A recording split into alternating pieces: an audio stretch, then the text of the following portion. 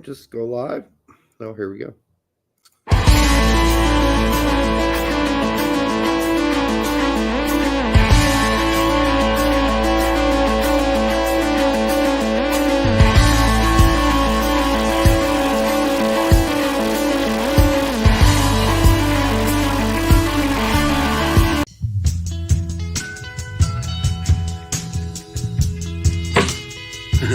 That hurt.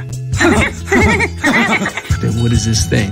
Gio should never play for U.S. men's national team again because of the action of his parents.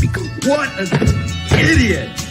Oh! What type of Muppet does this? It's Muppets. Absolute Muppets. I'm not going to be the best person to give a whole explanation here, but that's... Booty! Sick! Booty! Fucking deal with it. What are we really doing? Yeah, I can agree with that. Throw a zebra in between a tarantula and an elephant. Has been nothing more than a sham. Yeah, we didn't play well, but you know what? At the end of the day, we got the job done. It's going to be a good time for sure. Oh, sex with the first cousin would indeed be incest. And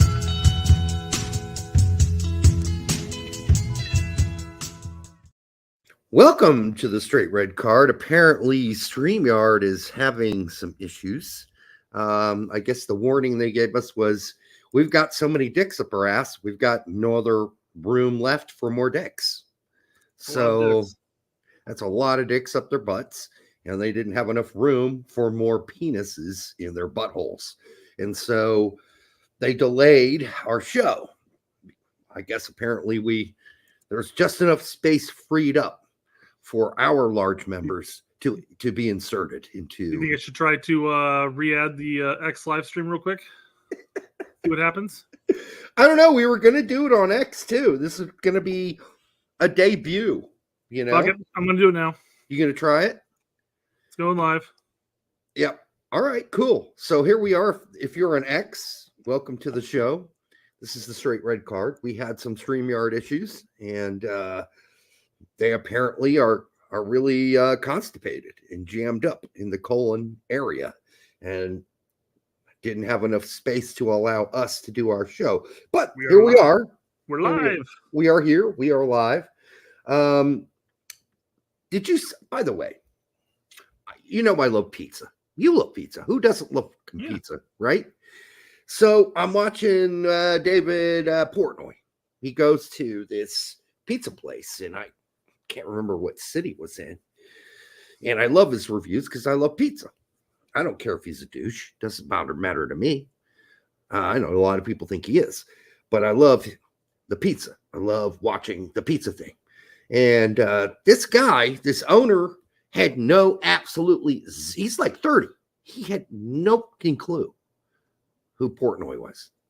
Like, if you're a pizza owner, this guy's the biggest promoter of pizza in the country. You better know who that guy is. And he was zero clue. Hey, yeah, nice to meet you. No, don't have any clue who you are. Like, come on, man. Not everybody's on the socials. Not everybody's big on the internet. Oh, well, come on.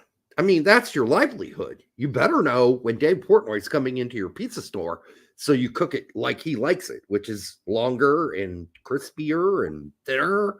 Because if you don't, you're going to get a shitty review, right? It's just smart business to know who the big players are. Not only that, I think he runs one of the biggest pizza conventions or conferences, whatever they call them. Anyhow, I mean, if I were in the business, I'd be paying attention, because that can boost your sales if he gets you a good review, right? Sure. Likes it, yeah. Also, just interesting watching, like I've said on the show before, I watch the lefties, I watch the righties, I watch everybody, you know. So, but interesting watching Anna Kasparian. I don't know if you know her from the Young Turks. Yeah, Young Turks chick, yeah. Kind of go through this evolution. I don't know if it's real or not. I have no clue. Could be to save the show. It's been happening for handful of months now. Probably, yeah, probably. I do have to say this, and you know, I don't think there is a more attractive host for a political show on YouTube. I think she's super attractive. Might be me. Just one of those things. Remember, I had that weird crush on that actor. Just No, it's nothing like that, Derek. Come on now. This one I can understand. Okay, yeah, she's fairly good looking. There's just no doubt about it. But interesting to watch her go through this transformation for sure. I don't know what it is. We'll see where. Okay, you compared this one to like the most blandest of blands. I got a crush on this girl. No, Elizabeth, whatever her name is. I don't know. Okay, a lot of people don't think she's that good looking. And I was just like, okay. I just find her very attractive. I don't know what to say about that. Also, was thinking this weird thought today. How do you think the first cavemen figured out what mushrooms were cool to eat and what mushrooms were really cool to eat? After the third or fourth caveman that passed away, they figured, I'm not eating that mushroom anymore. That one right there, the one with the little lightning bolts on it. Fuck that. They had to correlate it too, though, right? Because the dude could have ate a whole bunch of different stuff that day. Was it the caveman pizza? Was it just bad? No, I think it was a mushroom topping we threw on it. It's a really interesting way to think about our evolution, right? As human beings, is that someone had to die eating some shit they weren't supposed to eat before everybody else figured out, don't eat that berry, that'll kill you. So here's another quick question though. How many people died because they had an allergy, severe allergy to something like a berry? Oh, but the berry is actually perfectly fine for everybody else to eat. I know. People probably stopped eating peanuts in certain parts of the world. Yeah. Because, berry, club banger from a certain cave died eating peanuts. But everybody's like, wait a minute, we've all been eating peanuts. It's been fine for a long time. So I don't get it. Why did Barry die? Who draws the short straw? Or is it sort of one of those things like, well, Barry, you have one of two options. You can either be in the front line as we go fight this mastodon, or you can try this berry. And if you live, you don't have to kill the mastodon. I could just see the whole tribe going out. They're picking different shit, right? And suddenly they come across this new fruit or this new looking vegetable and or plant, and they're like, all right. Guy turns around, the cave leader. All right, who's gonna eat this? Hey, you, the dumb one. Get the dumb one. Let's have the dumb one test this fruit first. Before the rest of us eat it and die, let's have the dumb one test it first. That's kind of how I think it went. Really? They have like 5 different mushrooms, and they're like, okay, document it. And there's some cave person over there next to the wall drawing with a piece of charcoal what the mushroom looks like. And then the first person tries it, passes over, he puts his big X through it, and they move on down the line. Yeah, I just imagined that the selection is basically the cave leader turns around and says, who's the most useless piece of shit in my little tribe here? You go eat that, and then we'll see how you feel tomorrow. And that's kind of how it worked. Kind of like, who was the first cave person to decide, you know what? I think I'm going to suck some dick.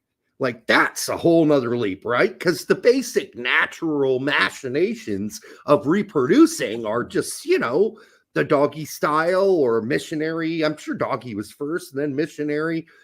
Who decided, you know what? I don't want to do that. I just want you to suck it. I don't know who came up with that first. I would love to go back in time and be a fly on the wall and have that somewhere documented. Jerry Clubbanger was the first one to. You just said that you wanted to be a fly on the wall as some guy gets his dick sucked. I mean, I just out of curiosity, not because it would be a turn on or anything. I don't think it would be a turn. Either way, this is a great topic to bring up while we're on our first ever Twitter feed. Oh yeah. I'm sure we'll get banned right away. No. I think we'll be allowed. X will be. I don't think we're saying it's ban worthy. I mean, listen. Maybe like, all right, I'm going to pass. When's the soccer game? Soccer typically comes around the 15-minute marker, guys. YT banned almost 40,000 videos in the last week, and we're proud of it. Oh yeah, so yeah, we've been doing this on YouTube for a while. I don't think we're going to get banned there. We're not going to get banned because we don't say disinformation stuff, right? We stay away from that because that's dangerous.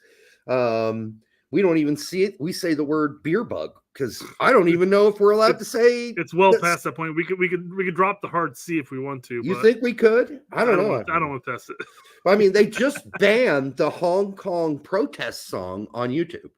The Hong Kong a song The song was banned.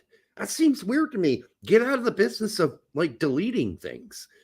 I mean, if somebody goes on YouTube and they say really stupid stuff, it's probably a good idea to leave it there so we have documented evidence that this person is stupid. Yeah. Otherwise, they just fly under the radar and they go somewhere else and do it on Rumble or wherever else. So I think that's part of free speech, is figuring out who's dumb, who's not dumb. And you got to let dumb people say dumb stuff so you can go, that guy's dumb. Otherwise, and maybe they're not dumb. Maybe what they said wasn't harmful or disinformation at all. They actually end up being correct 6 months later. They actually but it was called at the time disinformation. So you're jumping into a topic that we're going to talk about later and everything like that. But the funny thing is, you talk about like somebody says something that people will take as wrong, and then later on it comes out true. Oh, we've seen plenty of that. Yeah, we're gonna talk about Jesse Marsh later on tonight. But about a year ago, Diego on his spaces on Twitter and on this show said that Jesse Marsh he's going to be the next US men's national team coach. They've already agreed to it. They've signed off on it, and then all of a sudden he wasn't. And everyone's like, "See, Diego's wrong. And then, as we'll find out later, maybe he wasn't wrong, guys. Let's not jump to conclusions. Something bad went down there for sure. There's no doubt. And I don't think Jesse will ever tell us the full story. I posted it everywhere. What happened is people jumped on top of it, man. When all this started, Lawless made a comment. We'll cover this. Right. He made a comment. Apples and egg salad. Oy vey, or whatever he said. No, oy vey. Oh, yeah. Uncle Roger's Jewish now. Whatever he says, Yeah. Oh, no. I don't know what he says, but that was a pretty good impersonation of him, actually. That's pretty good, right up to the oy vey. You got the whole German and European, impersonations down, and I've got the only impersonations I do right now are Howard Cosell and D-Rec. That's it. Mm-hmm. All my other impersonations, I can do a decent Arnold Schwarzenegger. Oh, no. But who can't? Frozen. Right. People are saying we were frozen. Boomar says that he blames Rapinoe for this. Oh, no. But we're back. We're frozen. That's guys, let us know. Let us know if it happens. I will I'll turn off the Twitter. Maybe StreamYards is just not having it today. Maybe it's too much for StreamYard to do both Twitter and this at the same time. It's very possible. So good to know we're back now. But hey, StreamYard, get your shit together, dude. To answer your question, egg salad. I don't think I've ever heard of an egg salad until you literally just brought it up, Derek. You've never had egg salad? Never had an egg salad. No. Wow, for a guy that likes. You know what? Apples and egg salad. Why not? Let's throw it in there. What's the worst that could happen? Okay, well, that seems unusual to me. I'm surprised you've never had a good egg salad. That's shocking, actually, as a foodie, that you've never had an egg salad sandwich. It's crazy. Absolutely crazy to me. All right, let's get on with the show before we freeze again. I haven't heard of it. I told you just seconds ago. Come on now. Come on. I cannot believe you never had egg salad. What kind of family did you grow up with? Potato salad. I've heard chicken salad. I've never heard of egg salad. Sorry. So in your family, no one ever made egg salad? No. As you grew up as a child? No. God. I tell you what, that is pretty incredible. I don't know if you guys were bourgeoisie or what, but egg salad, that's an American classic. We are absolutely bourgeoisie. Yep. Totally bouge. Totally bouge. Totally. All right. What are we doing? Let's move it. Let's move it along. A freaking cornfield. Yeah. Before we stall out and froze. Yeah, you did. That's true. All right. Let's pull up the only bit of fluff that we have tonight. Okay. Outside of the fluff that you had already provided. Right. Your weird salads. Stream of consciousness is what that is, Brett. All right. Student standing for election sparks giggles because of her unusual name. Her parents. I know you know this, Derek, but I mean, people in the chat. What do you think the funny name that makes people giggle? I bet you some of them already know. It's possible. Chris Gary knows for sure. Chris Gary, don't post it. Give All you right. guys 5 seconds. 5, 4. Oh, they're 3, going to be able to guess. 2, Come on. 1. There's so many ridiculous names. Her name is Tuna Cunt. I know. I wanted the goofy ass fucking names in the chat. Nobody would have gotten Tuna Cunt. I mean, it's a horrible name. And maybe they pronounce it Kunt. That would be my guess. Kunt. Doesn't matter. Certainly she did not go by the last name Cunt. Her whole, so, when her teacher was like, Cunt, Tuna Cunt. Well, see, now that isn't that the thing though? Because there's no way I would absolutely change I would change as a parent before I even had kids. I'm like, Mom, Dad, I love you and all, but I am changing my last name because I want future generations not have to go through what I went through, being told to cunt every day.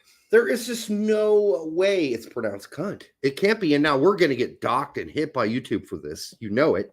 Even though we're not going to get monetized. That's fine. We don't monetize this shit. I know we don't. But I mean, if we were trying to, we would be dead already because we've said the in this case, the C word that sounds like her name a zillion times. But to not only is her last name horrible, but to precede that with tuna. Kind of a fish. Yeah. A fish cunt.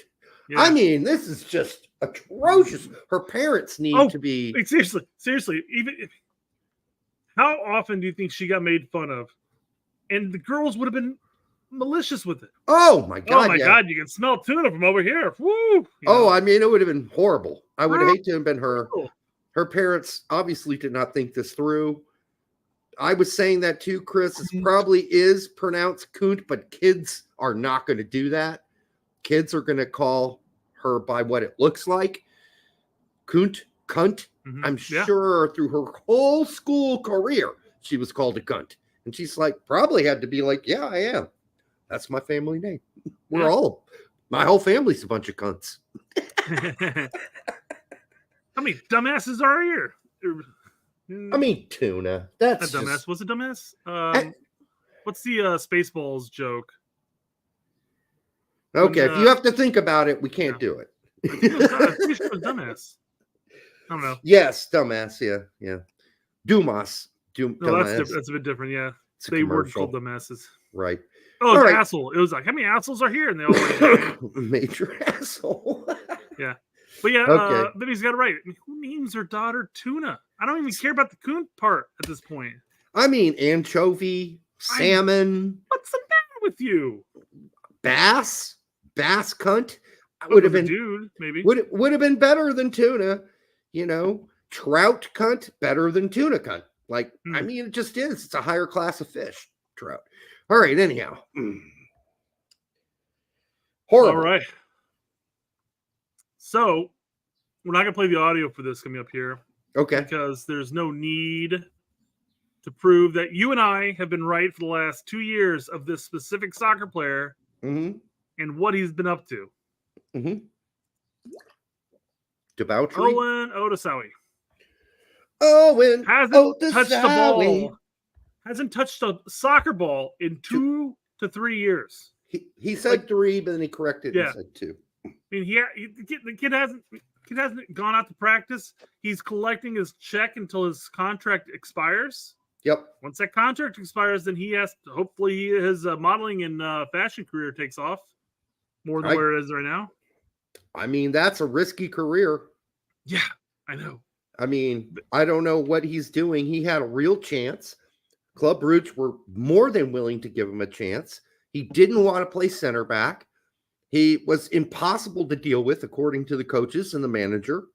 And yeah, they wouldn't even play him on the 2 team. They just kicked him off the squad 2 years ago and said, go fucking live in a hotel. We'll pay you, but get out of our face. We don't want anything to do. This guy must have the worst attitude ever, because the same came out about him when he was at Wolves.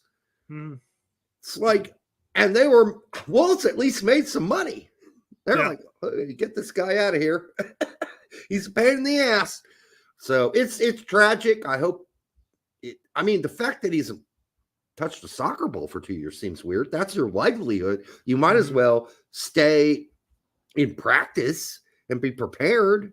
But anyhow, yeah, that was. Brian wants to know how you can collect a paycheck if you stop showing up for work. It's a contract. That's what Fumar says. It's contract. You have to honor it unless there's a breach. But I mean, at some point, if you're where does he play again? Right now, Club Bruges. Yeah, Bruges. Yeah. Well, he doesn't play. He's under contract. You're just paying. But if you're Bruges, wouldn't you just sit there and go like, should we just pay out his contract? Like, yeah, you got 2 years left. Well, here's 3.4 mil. Go away. Right. Mm-hmm. Just get him off the books at this point. They started him in the first game of the season 2 years ago. I was gonna say it wasn't this season, it was last season, right? But it was at center back, and he didn't like it.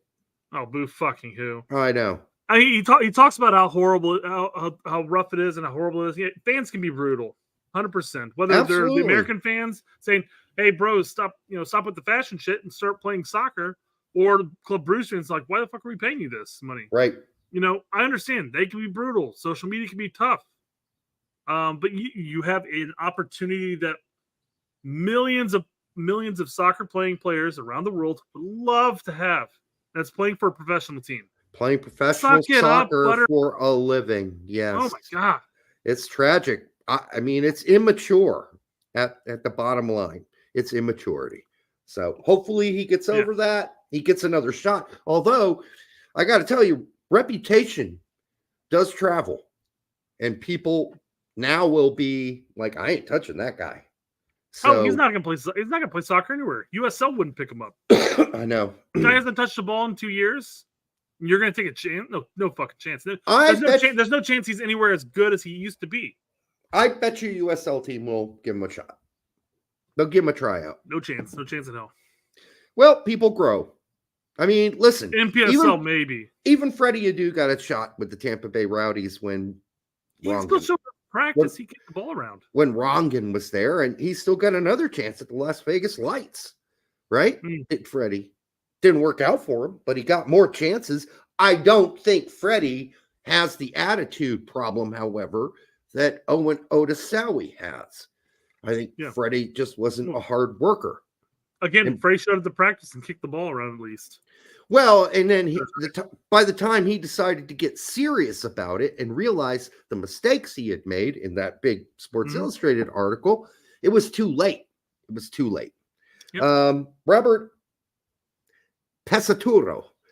It's very Italian sounding. Hey guys, question for you. The Revs just hired a guy with the last name Cameron as technical director. Is he related to the turd in the background? Is this more U.S. soccer Nepo stuff?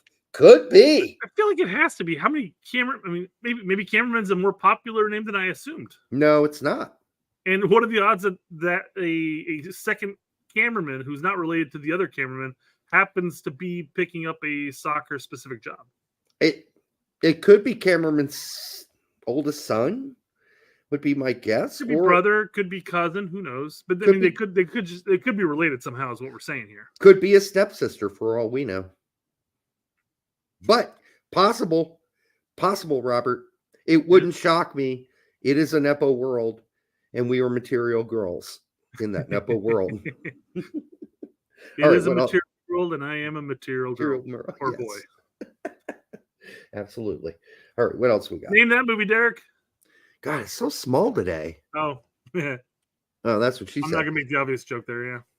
I was just in the pool, baby, and it was cold. All right, break. I was in the water. It's in the pool. Shrinkage. The pool was cold. Do the girls know about shrinkage? It shrinks? Yes. Hey, the turd chimed in. Was the turd in the beginning? It's my brother, and he screwed my wire. My wife, you mean?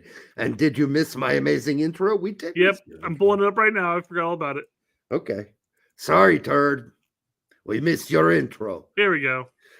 Gio Pine in Qatar. Greg blackmailed USSF.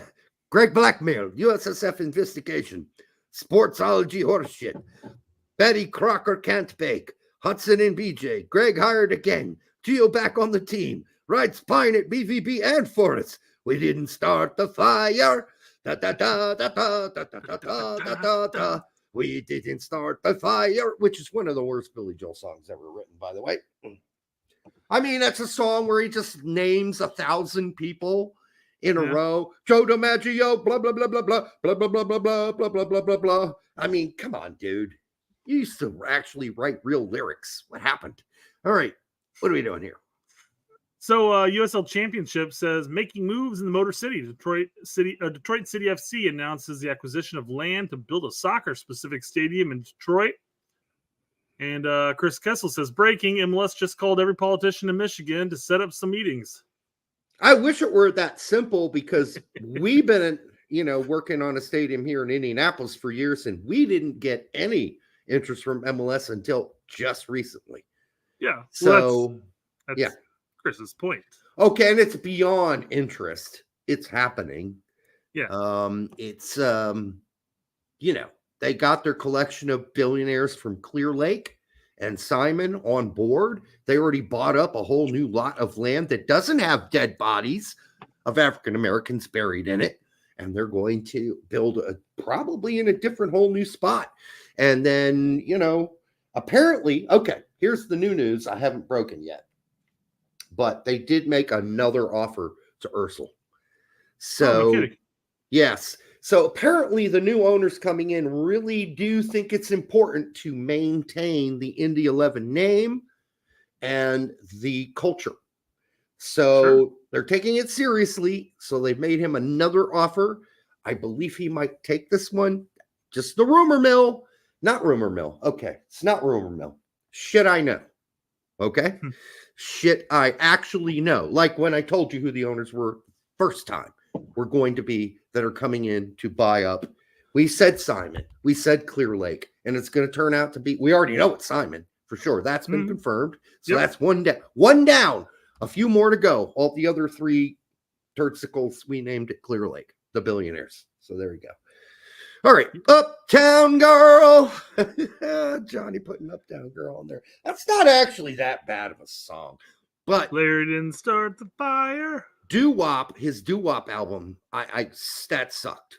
The last good album by Billy Joel was Nylon Curtain. I believe that was the last really good one. And that had songs on it like Laura calls me in the middle of the night. Anyhow, good stuff on that one. But man, after that, it started going downhill fast. Just like Elton John's late shit did, right? Elton John's shit fell apart. Later. Yeah. Why did a bunch of teenagers jump Eric after he was on this podcast? He actually jumped them. They jumped him right the day before. Just before, yeah. Right, the podcast. And we talked with Eric about it, and we're not divulging because it was off air what happened. But he we talked about our thoughts on it last show. Mm-hmm. And what's funny is that we talked about it, and then like 48 hours later, it's all over Twitter. People are like, oh, this you? Oh, yeah, it's crazy. I loved it. People were doing gotchas to when all would post something about something completely random. And then they'd be posting that article and like, this you, bro? I'm like, dude, shut the fuck up. Yeah. What's the matter with you? Do you read the actual article? Because he actually responded to the guy, goes, read the article and watch the video. Yeah. I did nothing. He's totally clear. He did nothing. Yeah. Absolutely nothing. So... no, he's not being charged. No one's being charged. He certainly isn't being charged because he didn't touch the kid. So there you go. The assault happened elsewhere on the field. Yeah. Not with Eric. Okay. While we're on the MLS talk, let's talk for 25 seconds. This guy looks like a 10-year-old with tattoos. About the New York Philly game. Why are we stopping? It must be an on-field invader. Raccoon! Oh, it's a raccoon. Of course, they spend 4 minutes showing a raccoon invading the field, but they can't show a naked chick as she runs on the field. Come on. Well, what's the matter with you? The raccoon's naked as well. I know. That's my point, right? Oh, don't show us that. Good Lord. That raccoon looks like, damn, how'd I get in this situation? Why am I here and how do I get out of it? Because, I mean, I'm sure when he climbed over look at him. Oh, he's on top. It's like, oh, man. I'm sure when he originally climbed over the fence, he's like, there could be shit in here for me. There could be cans of tuna, food, whatever. I'm climbing in this stadium and I'm going to rummage through the garbage. It's going to be great. But don't raccoons usually travel in smaller like packs of 2 or 3 or 4 or whatever? This guy, he's an individual. I don't know if raccoons do travel in packs. I always see them as isolated loners for the most part. Well, maybe the males do. I don't know. I'm not a raccoonologist. I'm not an expert on raccoons. I'll tell you that much right now. But they are cute. So I hope he finds his way to whatever freedom outside the stadium he can find. Yeah. Yep. All right. Moving on to the last. Let me verify this before I say the last. Yeah, the last MLS topic of the night. Okay. So please don't leave. Don't leave. It's just leave. one more. We're going to get last topic. One more MLS topic. Brett wants to rant for a second. Tom Bogert says all MLS clubs and total salary spend. Obviously not the full story without transfer fees and such, but here we are. So we have players earning like 1.7 million above 6.8 thousand to 1.7, et cetera, et cetera, et cetera. Chicago's third, and you guys still suck total penis. It's amazing how bad your team is, Brett. Your team is such garbage, and it starts at the top. It starts at the top at Chicago.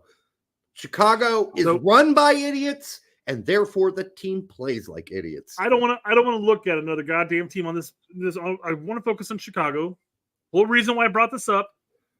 This isn't the first year this has happened. Actually, this is very consistent with us for the last like 5 to 7 years. Yep, we're always one of the top spenders. Since Blanco, we've been one of the top spenders in the league. Oh, you're spending plenty. But we've sucked donkey balls for like 13 years.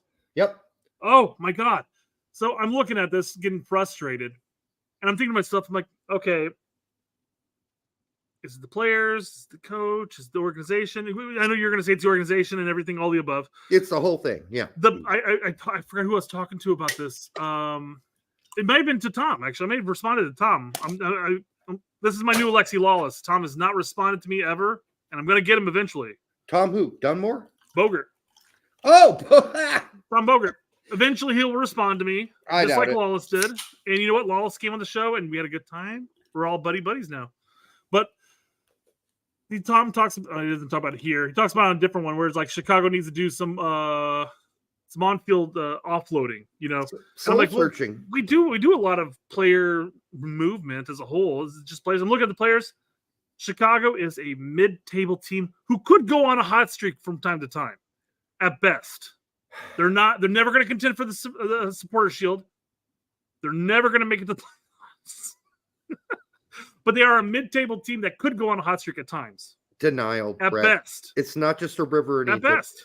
It's not just a river. I'm not saying that they're like 1 or 2 in the East. I'm saying they're like 8, 9, 10, 11, 12 in the East. I'm really surprised to see LA Galaxy mid-table on this, honestly. I thought they'd be higher. I thought they had an issue where they couldn't spend or whatever. That's probably correct. Yeah. I think there was an issue about that where they couldn't spend that much money or whatever. And why is New York City FC so far down this list? And I'm shocked to see Los Angeles so far down too. Who's the worst? St. Louis. Wow. Well, look at Real Salt Lake though. Yeah. They're there too. I mean, you're looking at teams. Philly's. Well, the reason Philly's so low down is because they're like 80% academy. Yeah, they develop. But it's working. Players. I even mentioned how I would love to see Chicago bring in more of their academy players. They brought in Glasgow, who's a right back. Yeah.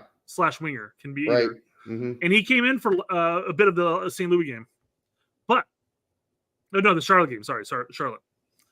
But I would like to see more of them because there's at least a handful of these kids that I've been watching in MLS Next Pro. That I'm like, these kids are promising MLS talents. Right. Not saying that they're going to amount to be like U.S. men's national team stars by any means, but I'm like, it could be good for Chicago in the future. Where's Seattle on this? They got to be higher up, right?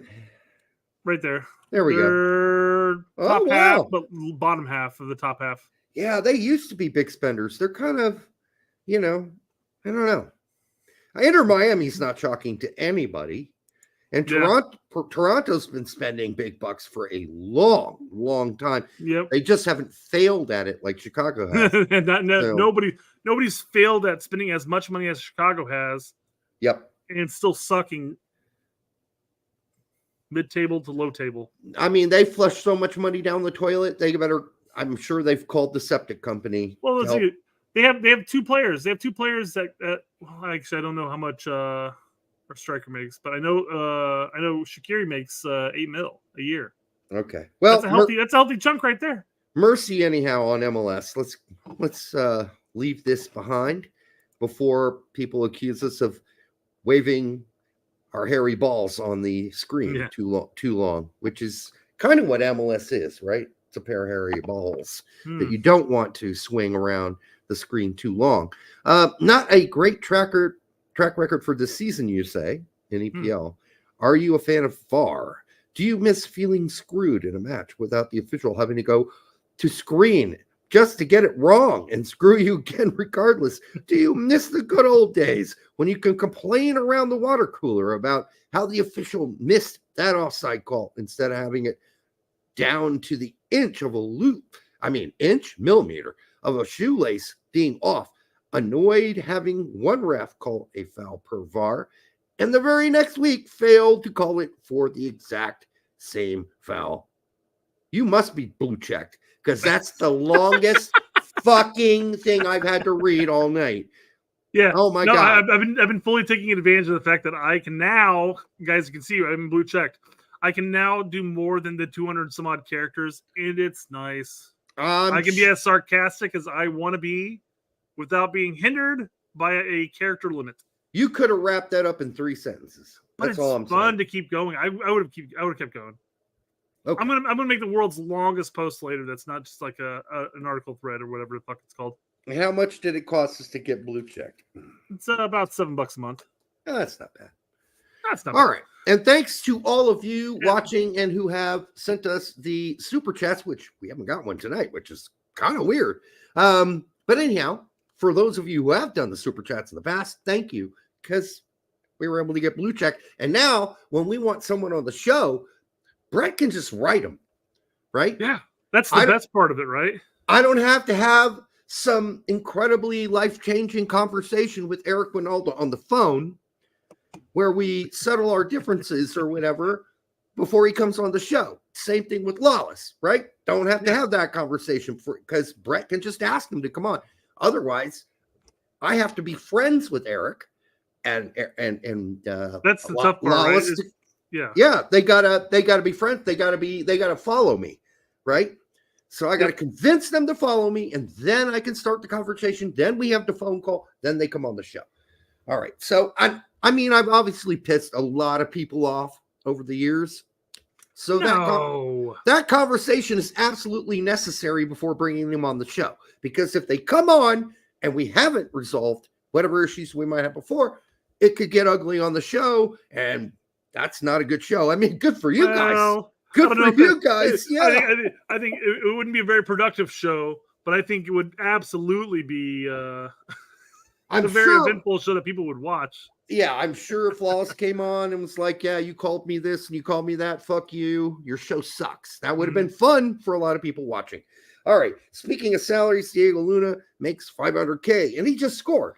He just scored in the last game, so good for him. Yeah, good for there was Luna. a whole back and forth between, I think it was Kelvin and Brian Schroeder about Diego, because Brian had mentioned that that Diego's not even a lock for the Olympic squad. He's not. And Kelvin took some offense by that because he thinks that Diego is, hot commodity, which he is. Don't get me wrong. I'm not saying anything bad about Diego here. But then Brian does expand upon why he said he's not a lock, because not many of our attackers are secured locks. He's not even a lock for RSL this season so far. Well, he went through, and there's like 4 spots for attackers in his 23 that he had mentioned. And there are about 8 to 10 different attackers who you could make an argument for. Right. So that's fair. It's one of those things. Yeah. Diego is one of those what is it? U23 initiatives or whatever that's getting paid designated player money, but also to a specific spot in the cap. So he's not necessarily, he only hits the cap for a certain portion. $500,000's not horrible for a 19-year-old or whatever the hell he is. 20. I'd do it for half that. I'd do it for a quarter of that. Yeah. I'd do it for a fifth of that. Fuck it. That money all spends. As for VAR, listen, everyone just be happy that it exists. The problem is VAR isn't the problem. Yeah, VAR is the not problem the problem. with the problem with VAR are the morons up in the booth who can't figure out how to use it properly because they're either idiots, they're scared, or whatever you want to call it. But honestly, if we go back, how many things have VAR fixed in the last season in the EPL? I'd say there have been some good moments where it did fix things. But otherwise, no, it's had some horrible moments too.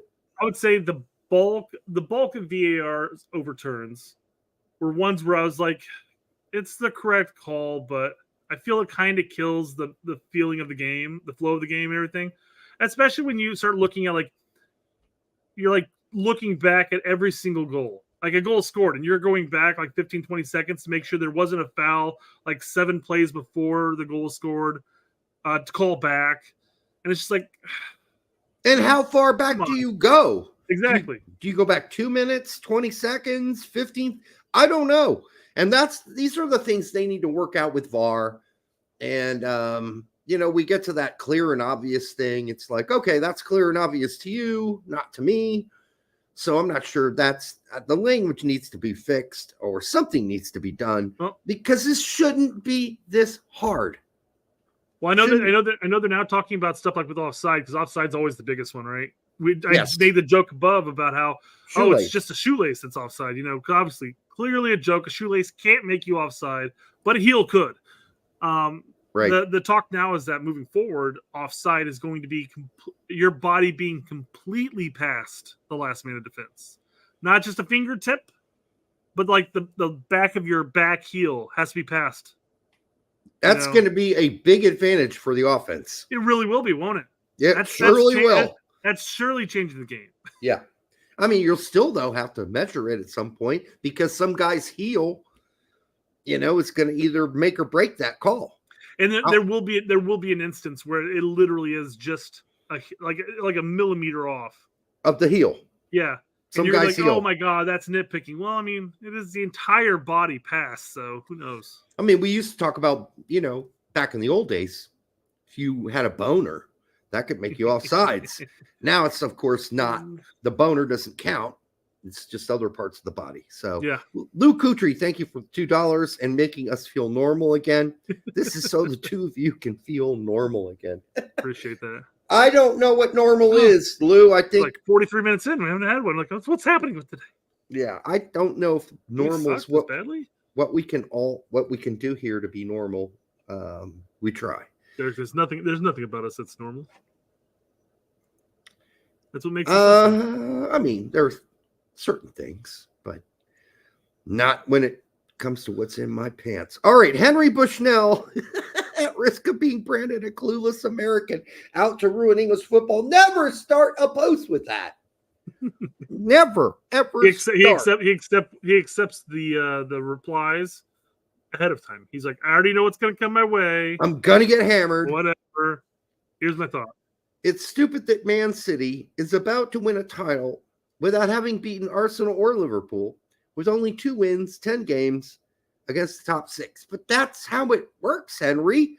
Everybody plays everybody twice, and the person that ends up with the best record and the most amount of points wins the league. Well, I wouldn't. Stupid's the wrong word. Stupid is not the right word. He might not get a hard on, right? Through this. I don't know if he's actually saying, well, he's saying the case for a 14 playoff. Yeah, he goes into a 14 playoff. Yeah. Oh my God. I didn't even read that part on X. Holy crap. That's the worst thing he could have said. No, we don't need a playoff. We don't need a playoff. This has been working for 100 years. Let it be. As Paul McCartney once said, let it be. So it's stupid. Well, he's being stupid. The concept here also, you can make it apply to anything. Argentina never beat Saudi Arabia in the World Cup, but they won the World Cup. How does that make sense? Yeah. Clearly, that means there needs to be more playoffs in there. No, what he might say is that if Saudi Arabia beats Argentina, it shouldn't count. They should have to play another game because that was clearly not decisive and true to reality. Where in this case, Man City's been the best team all season.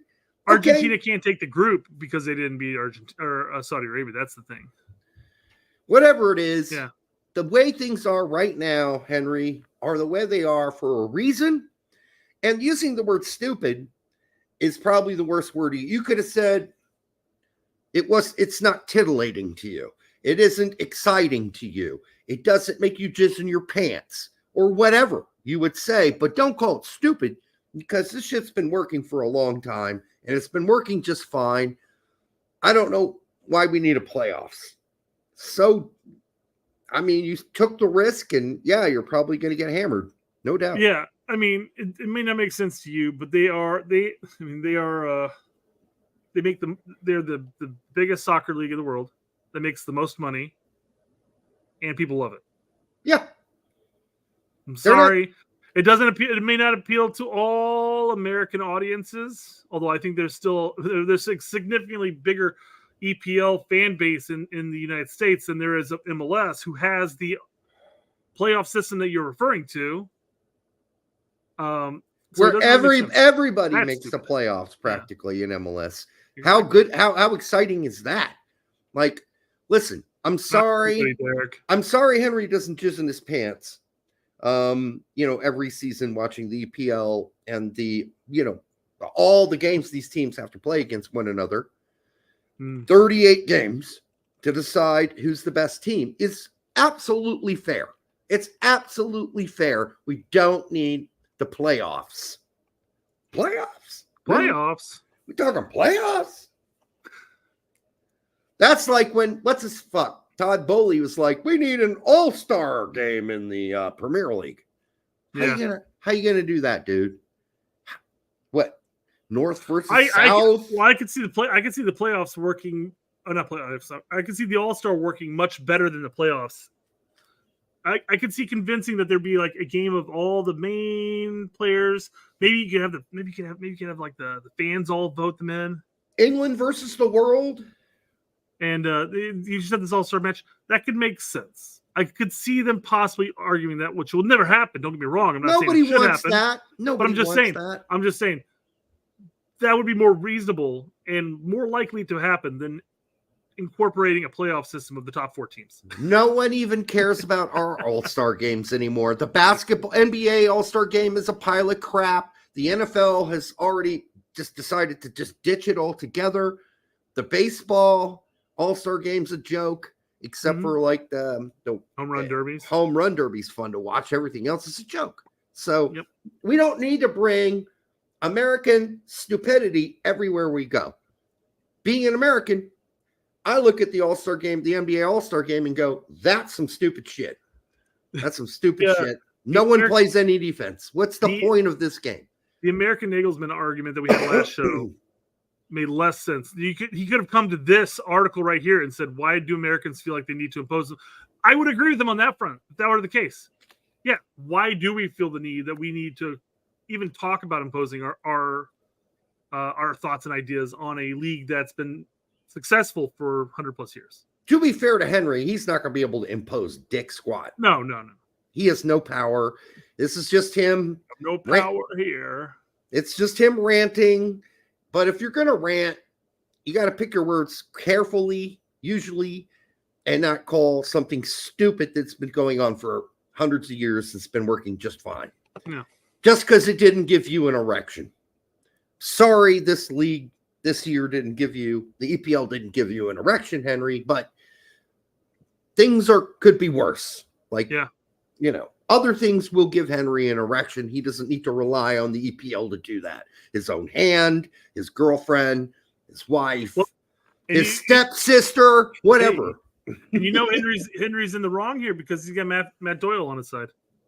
Mm-hmm. Matt Doyle says maybe the EPL should run a postseason tournament, say single elimination at home of the team with the better record.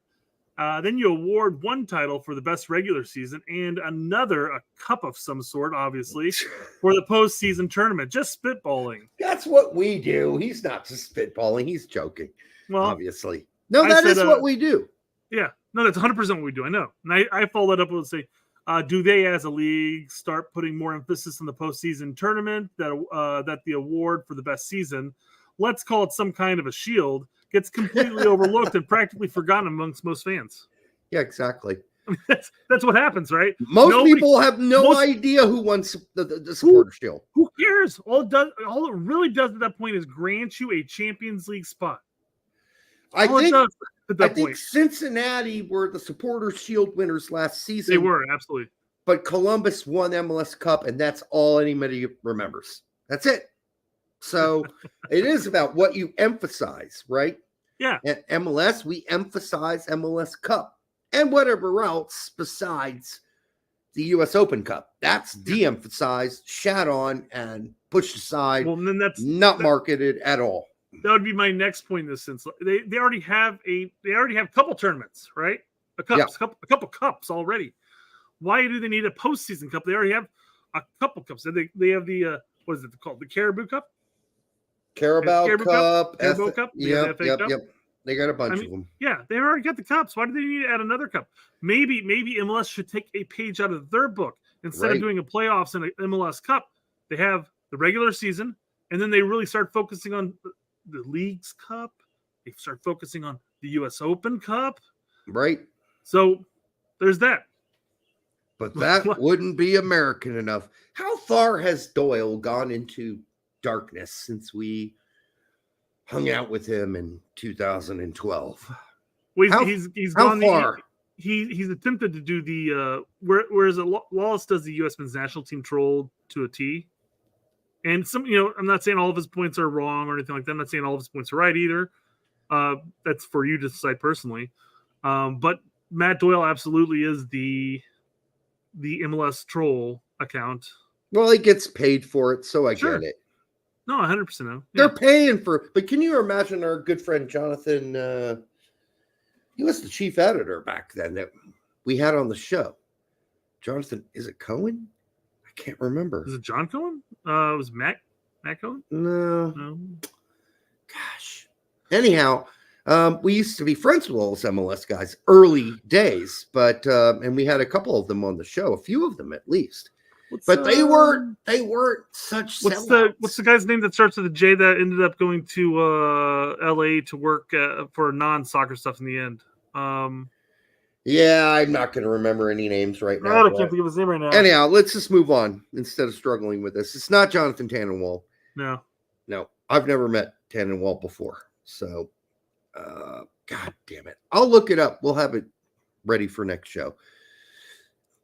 Anyhow, he was on our show. We interviewed him. He was good. He was honest. It's before MLS was totally spanking. Jonah Friedman?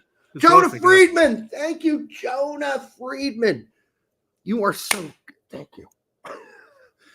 I was like, I knew it was something. Something was killing me there. Yeah.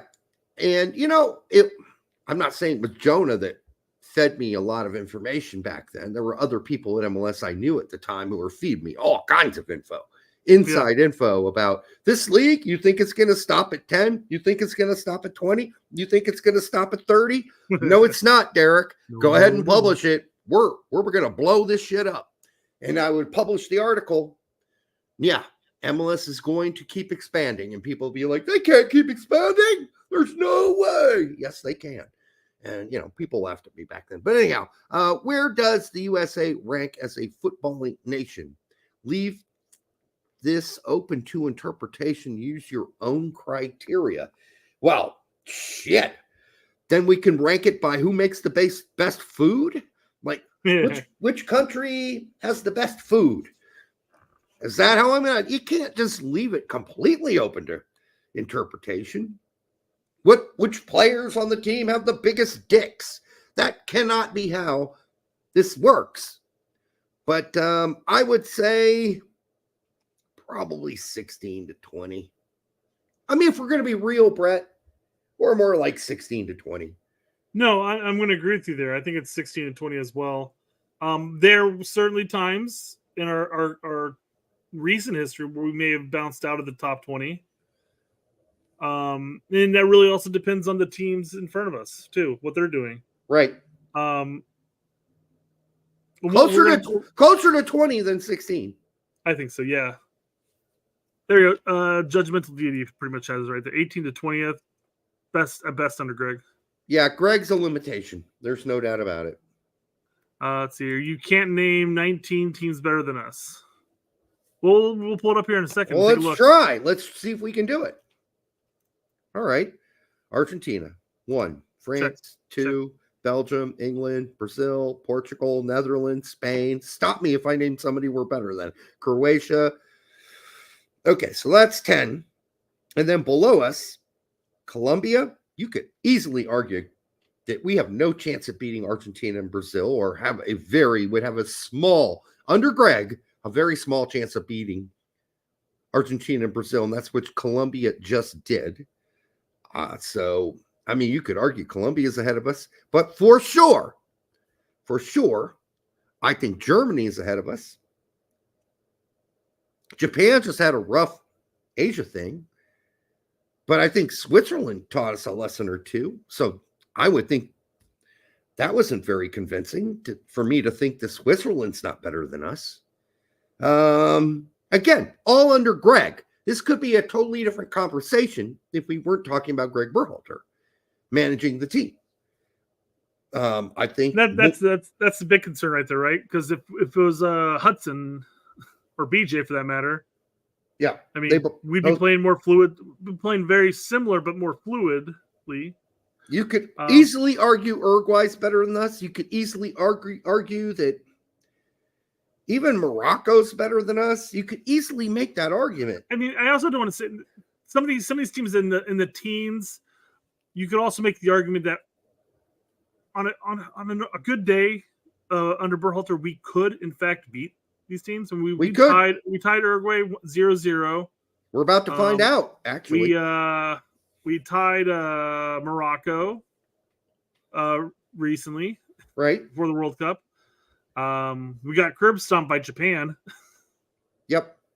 We did lose to we lost to Switzerland 2-1 under Yep. Berhalter. That wasn't like a crazy, like you got your asses handed to you by any means. Right. We beat Iran.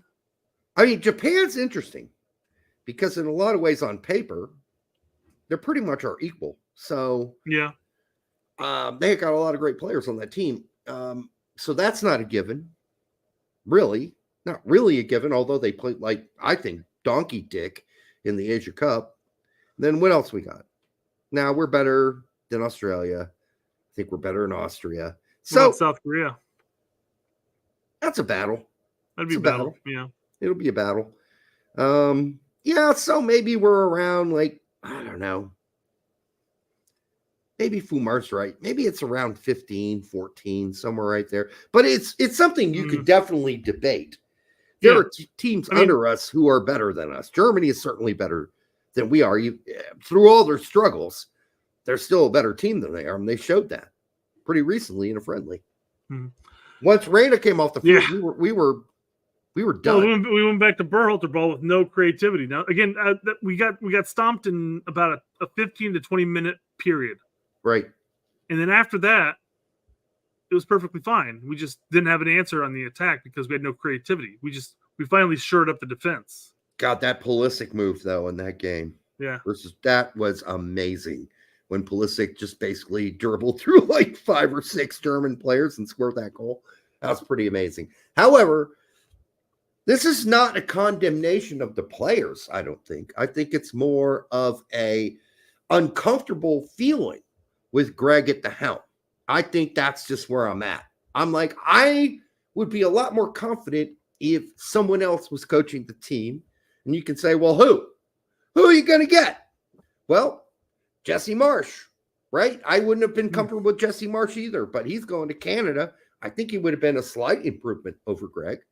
I don't know how much of an improvement, but I think it would have been better because it seems like based on his conversations in the last 2 days that he's had all over the media, that he realizes he's not going to be able to coach this Canadian team like a club team.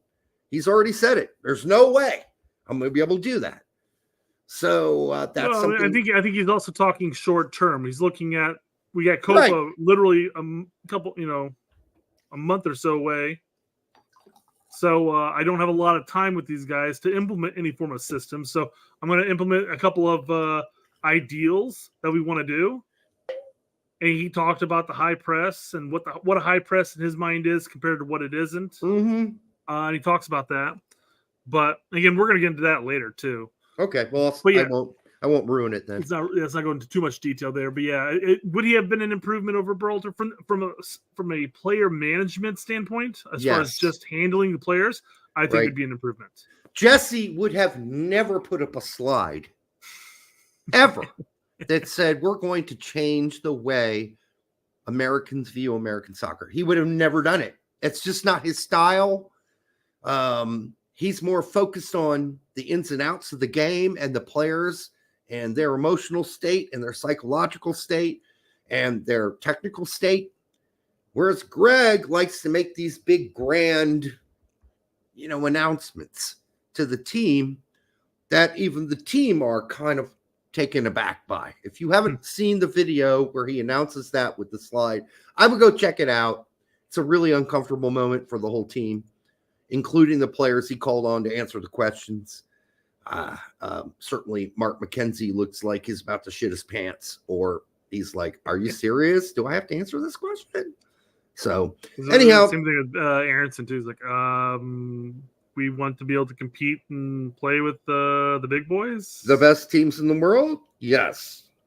What about you, Mark? Brendan? Correct. What about you, Mark? How are we gonna do that, Mark? And then it's the biggest Beavis butthead. He's like,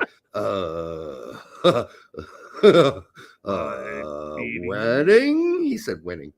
Winning, whatever. Same difference. It's like, by like winning, dude. I think that's what you're trying to get me to say. Okay, so winning. Gonna zoom down this bit. Hold on, because we wanted me to bring this up. I think initially to talk about. Wow, how low are we going? No, we had to go past 210 because that's how many are FIFA ranked. Okay, so like, how are the rankings calculated? Relative team strength, match performance, match result, expected match result, and penis size.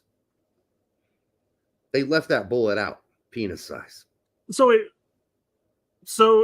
the expected match result in that sense. So if let's say Germany was playing Canada, the expected match result is that Germany would win. Right. Most likely.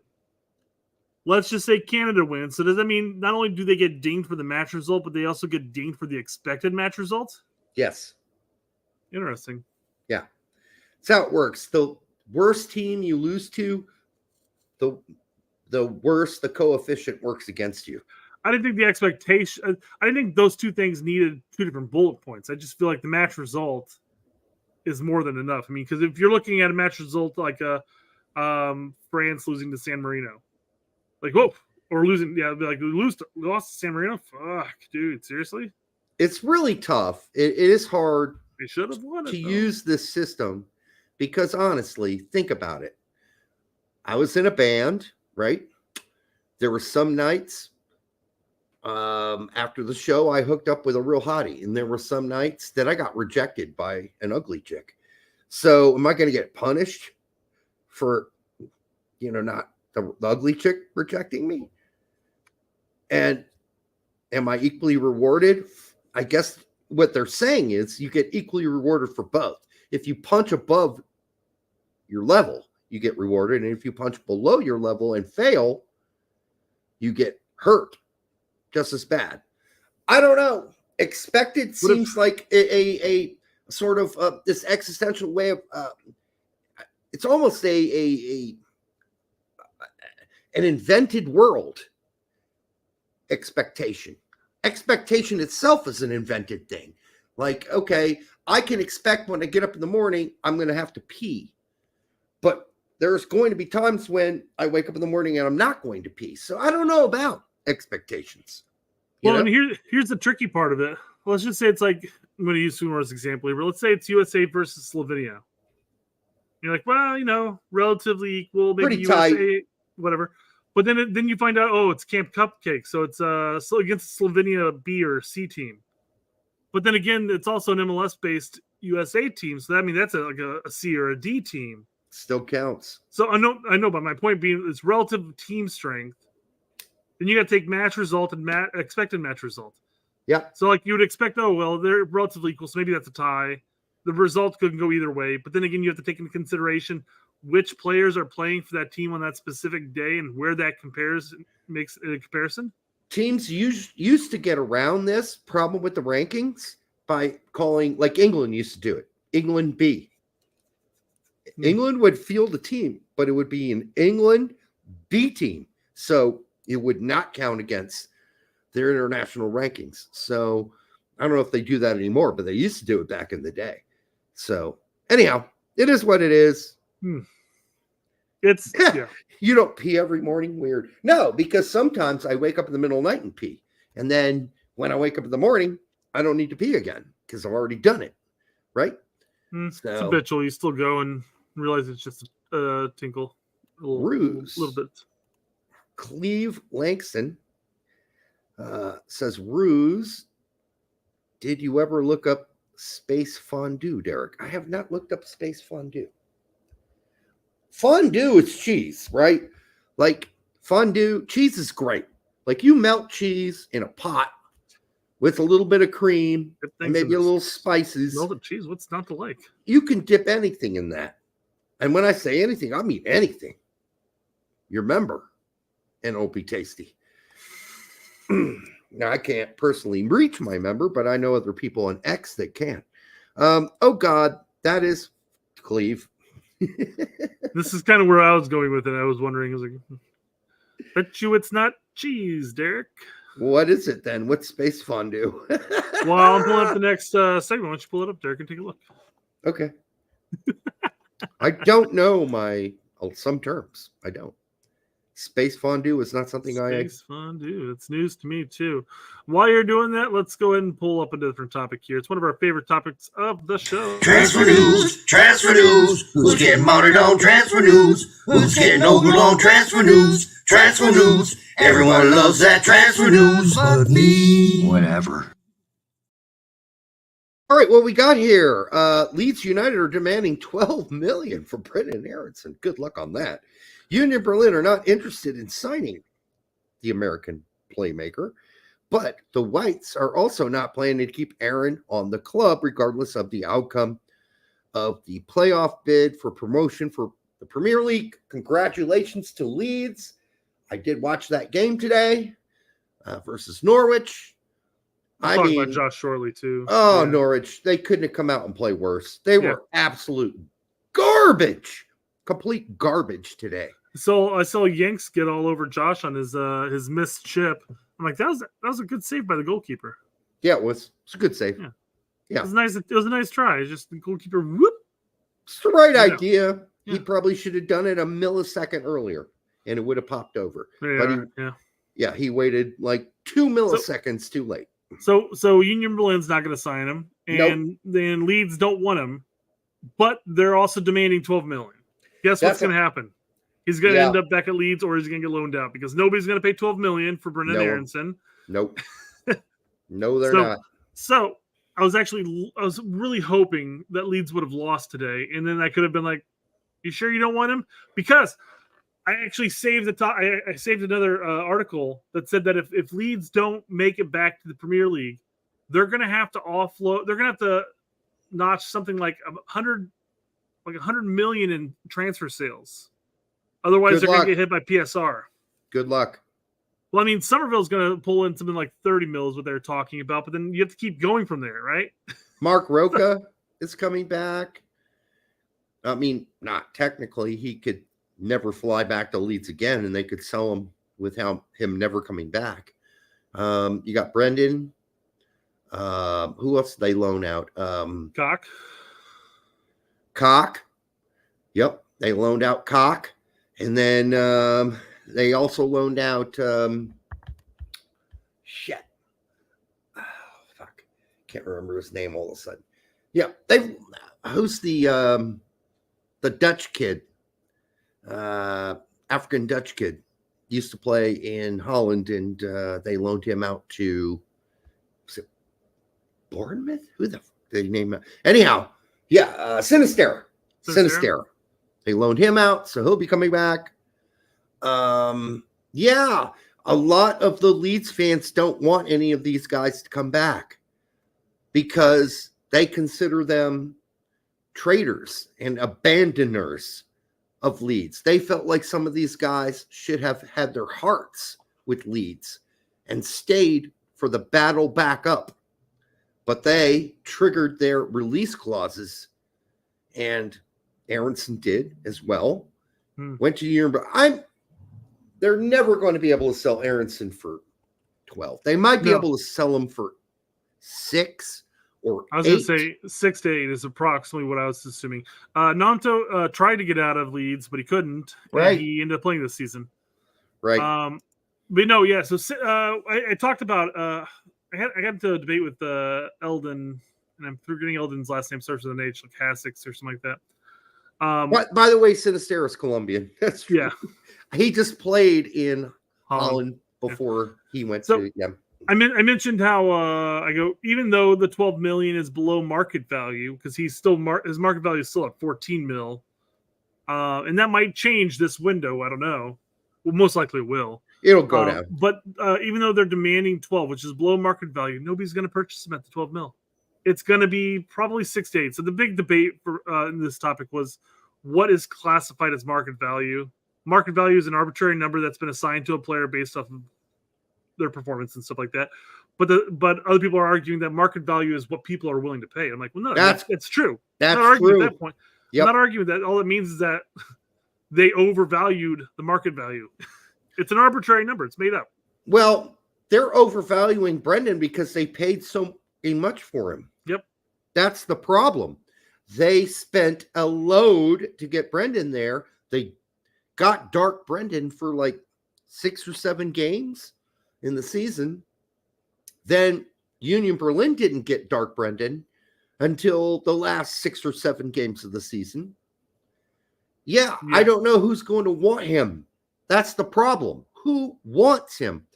I'm sure there might be an MLS team willing to spend 10 mil for Aronson. I can't even think 10 mil for that. I don't know. It's tough. I could see interest in Holland. I could see interest back at Salzburg even. Yeah, but who's going to afford 12 million in That's Holland? what I'm saying. Nobody's going to pay the 12 mil. That's what I'm saying. Except for Ajax, maybe. Not even then. No, I don't think Ajax is going to pay 12 million. I don't think anybody's going to pay 12 million for him. Does Ernie Stewart, save Aronson's hide here by offering up 10 or 8 or 9? I think half of that. If Ernie can get him for half, maybe. Yep. I mean, that's really what Aronson's staring in the face right now. No one's going to pay 12 million for him. And if we're wrong, I guess we'll find out that some club with a lot of extra spare change around is. But I seriously those extra doubt teams are in EPL, and he's not suited for EPL. So, nobody anywhere else has spare change enough to drop 12 million on Brendan Aronson. He showed. Dark Brendan showed. Yeah. Because at the beginning of the season in the Bundesliga, he was falling all over the place, just like he did at Leeds.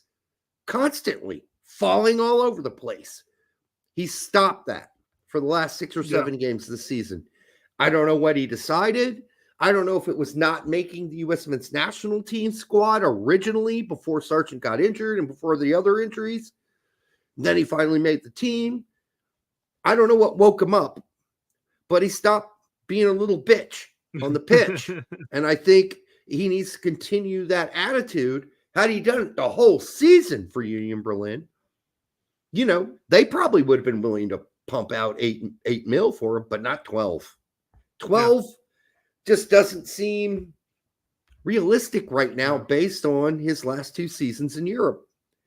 So, he's most likely getting a loan back out again. I mean, his brother honestly looks like he's got a higher ceiling. And I get it. He played for Vitesse. He played in Holland. He played for the worst team in Holland. He was the superstar on that team. I get it. Yeah, but I mean, in comparison, I mean, Brendan played for the top Austrian team.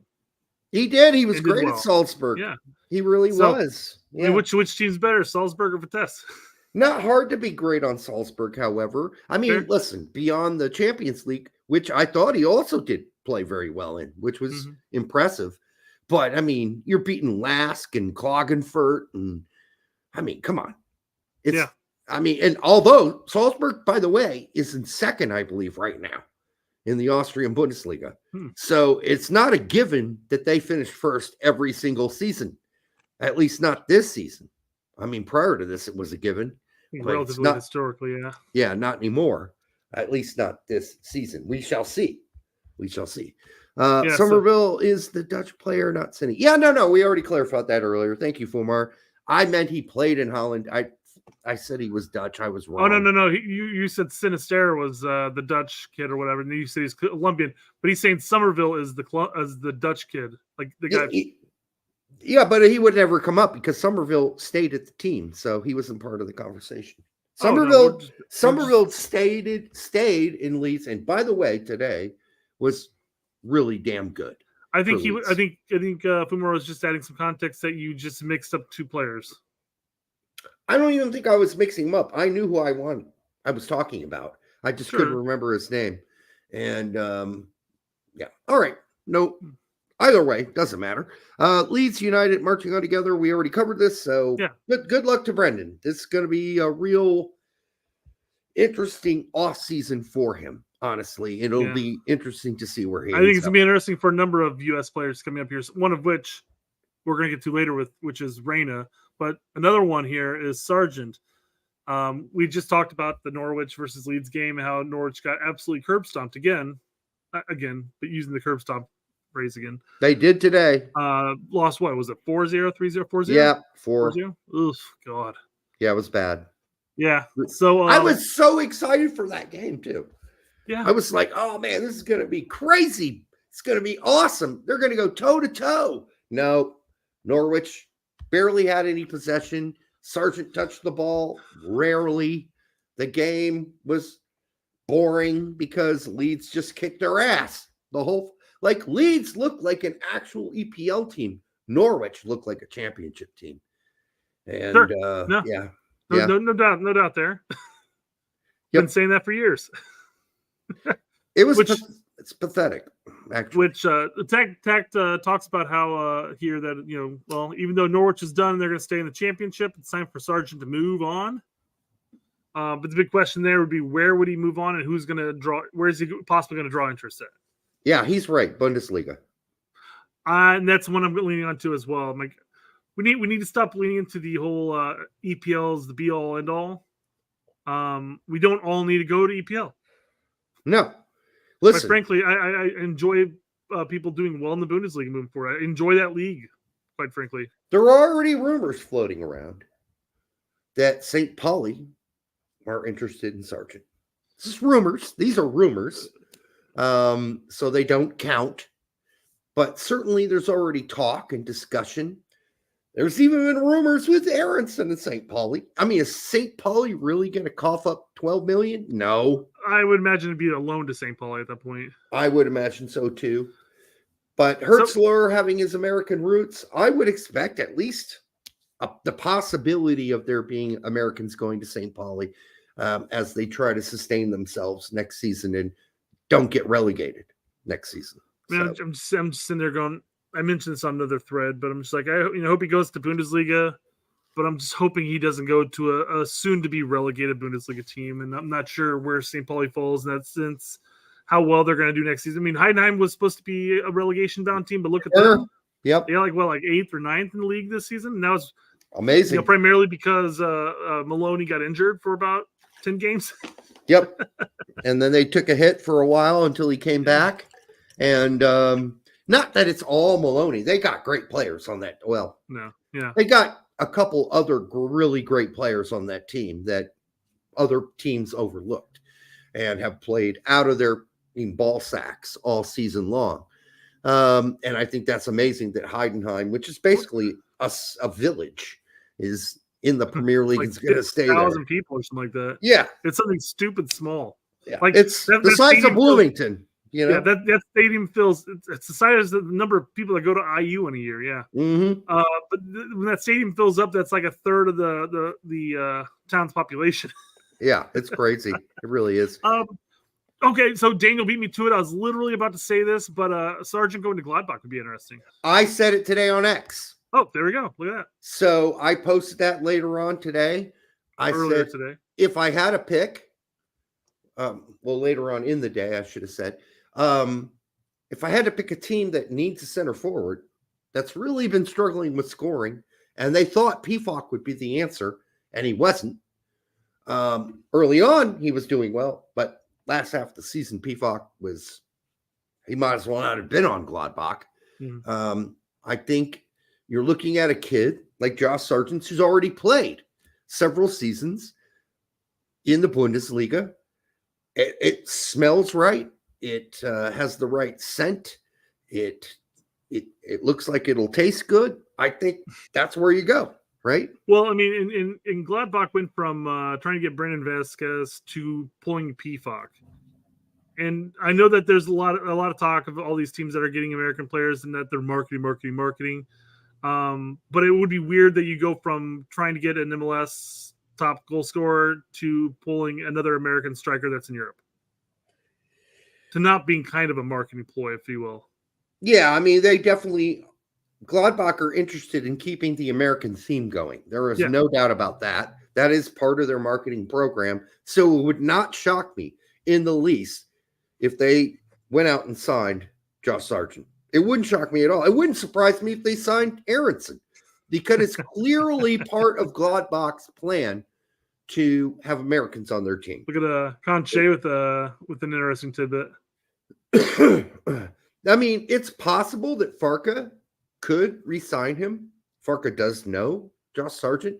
He valued Josh Sargent to the point where, even though it wasn't his natural position because Pookie was there playing center forward, he still played Sargent as much as he possibly could at winger or left midfield, if you want to call it that. Mm-hmm. So, and sometimes it's a second striker. They tried that with Pookie too. So, we'll see. I think Josh Sargent's got a lot of options going forward. Aronson, less. Agreed, 100%. I mean, you score 16 goals in 18 games or 19 games or whatever the fuck it was. You're doing something right. Well, yeah. It'll be interesting to see what happens there. What about Haji Wright? Someone asked. Yeah. More than likely, Coventry City, because they've got him signed, are going to do everything in their power to hold on to him. He's only played there for one season, guys. I don't think he's going to be on the move. I know Sargent just re-signed with Norwich last season, though, or last summer. So, I mean, that he could end up staying in the championship. He could, because they could make an unreasonable ceiling for his signing. They could make it on purpose, say, we want 20 million for Josh Sargent. We want 24 million. And just make it so unreasonable that Josh can't go. You see all the not all the Norwich fans, but a lot of Norwich fans after the result are calling for Wagner's head.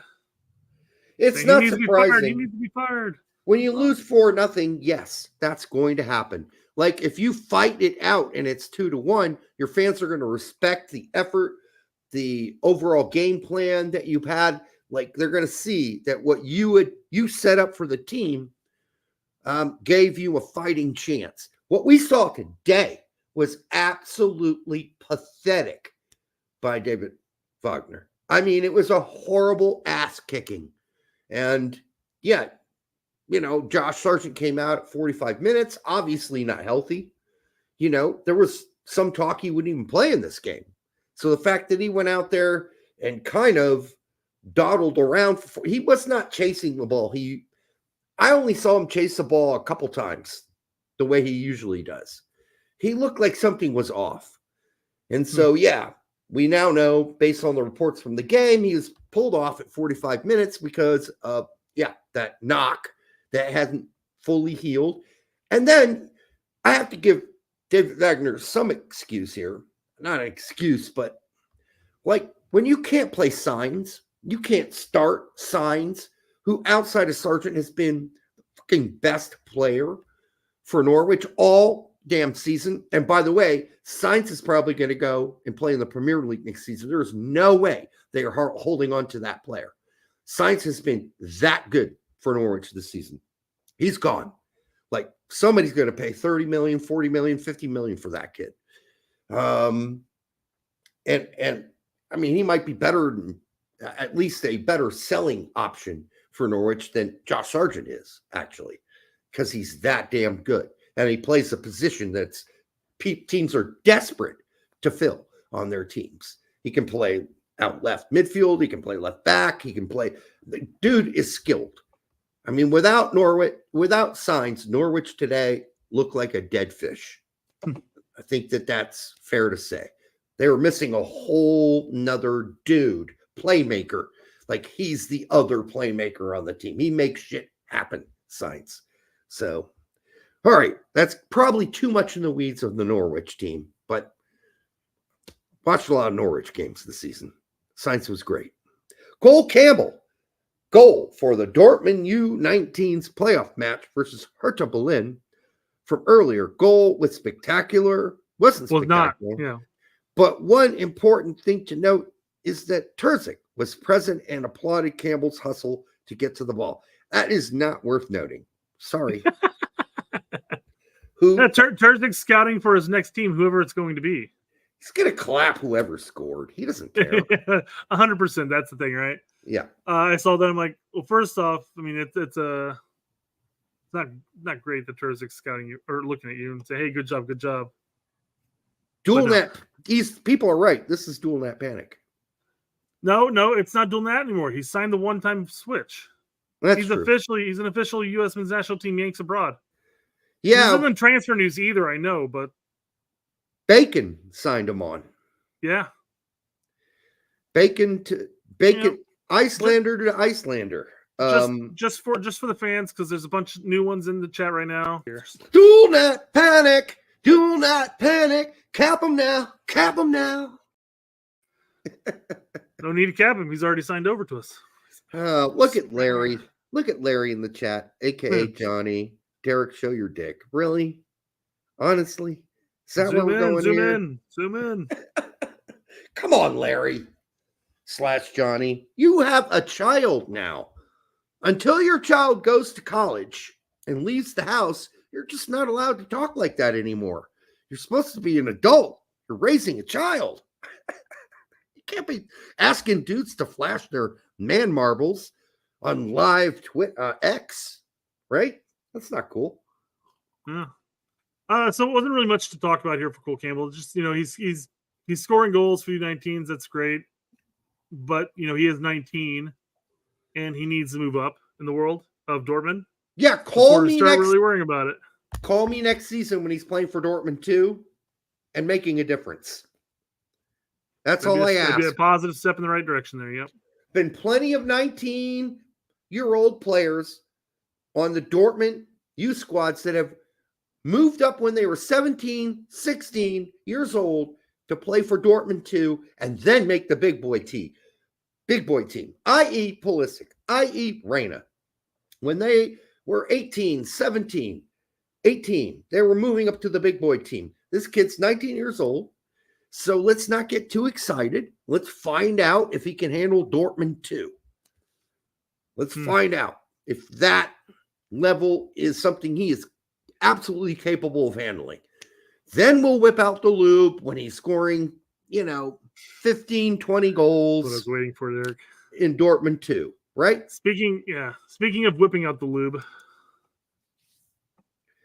Maybe it's just a perspective, but that bottle of champagne appears comically large. It's like, Brett, you've never been to a liquor store before. Have you never been to a liquor store? Here's the thing, Derek. I don't buy champagne. Yeah, but dude, they're featured items in the store because they're big. Don't pay attention. It's champagne. It's not vodka. It's not whiskey. I don't care. They're usually behind the counter because they're big and expensive. You've never Oh seen? no, see, that's the difference. So I like going up to the counters and looking down so that they have to second guess my age and card me. Oh God! I'm kidding. Come on. I'm balding and I've got a big giant beard. 9 times out of 10, they don't even bother.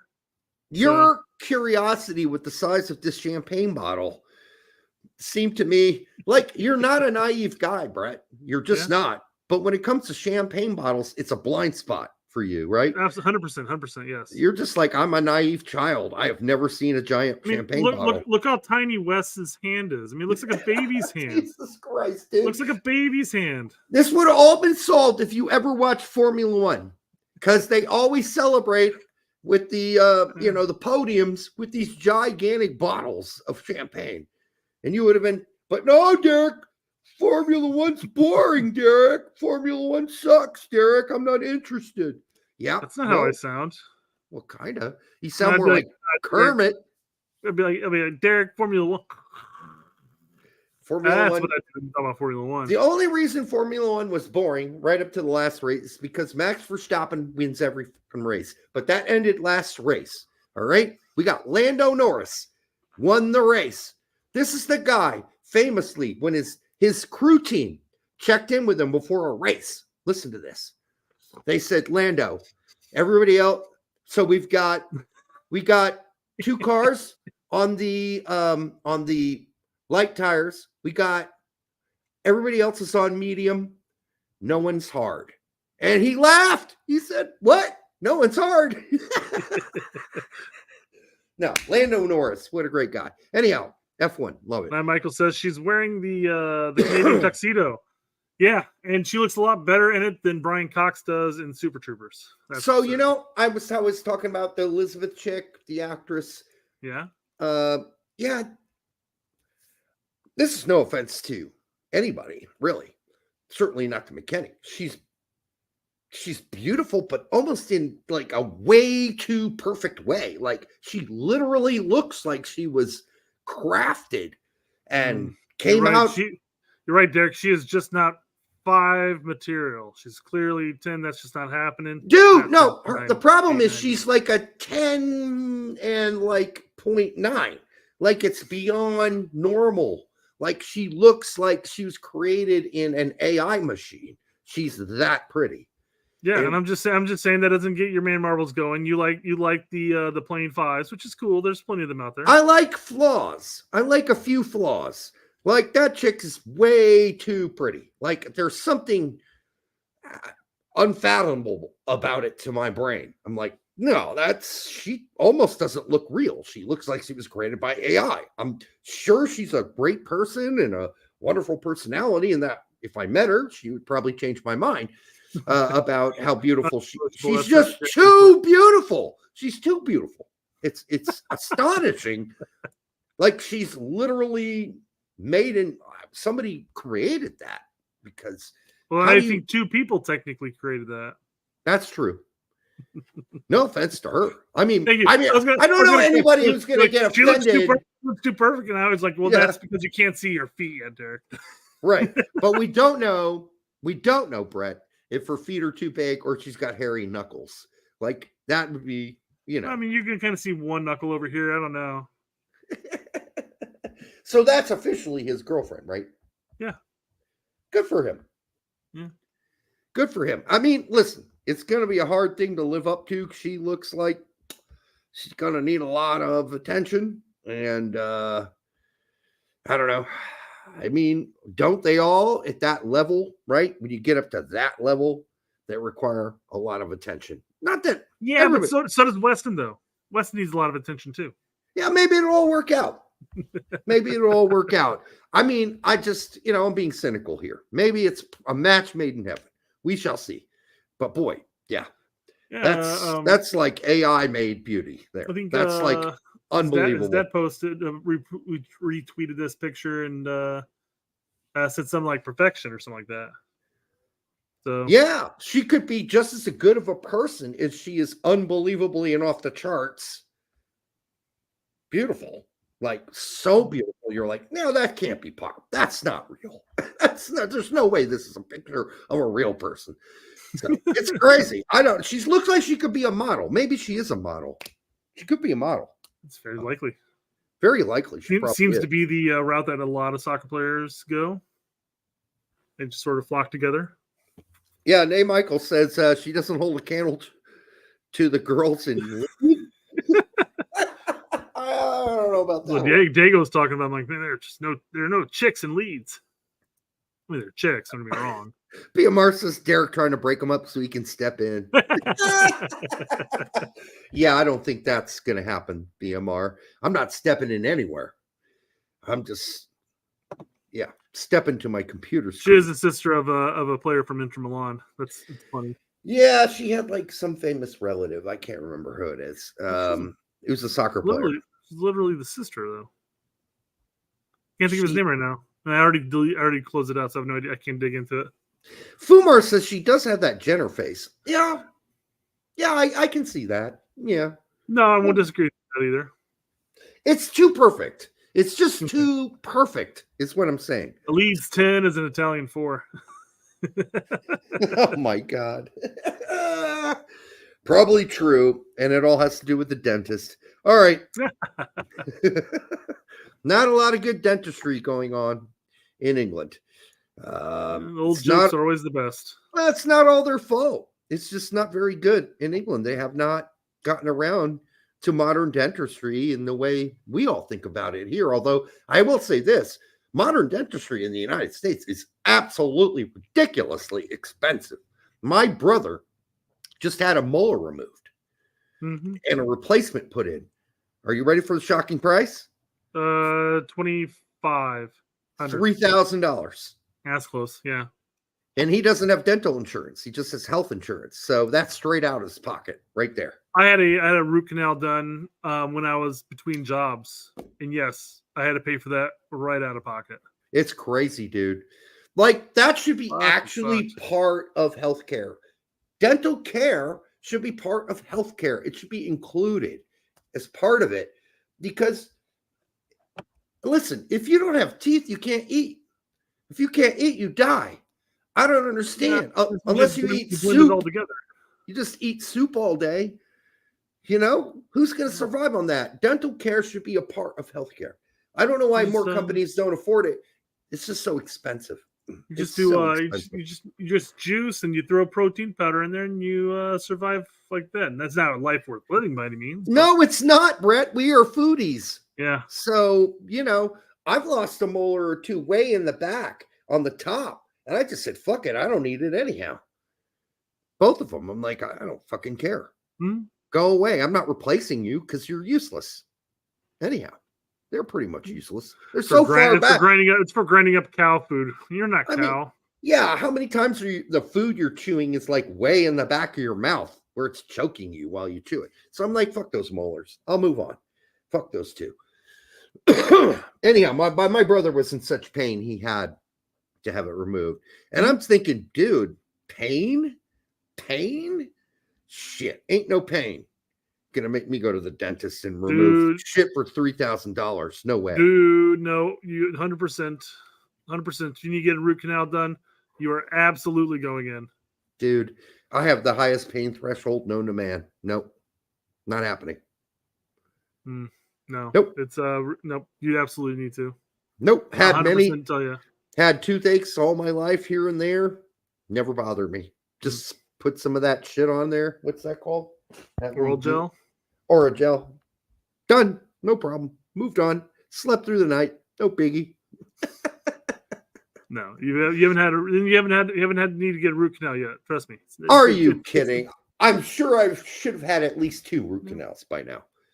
But I said, fuck those teeth. They can go die and fuck themselves.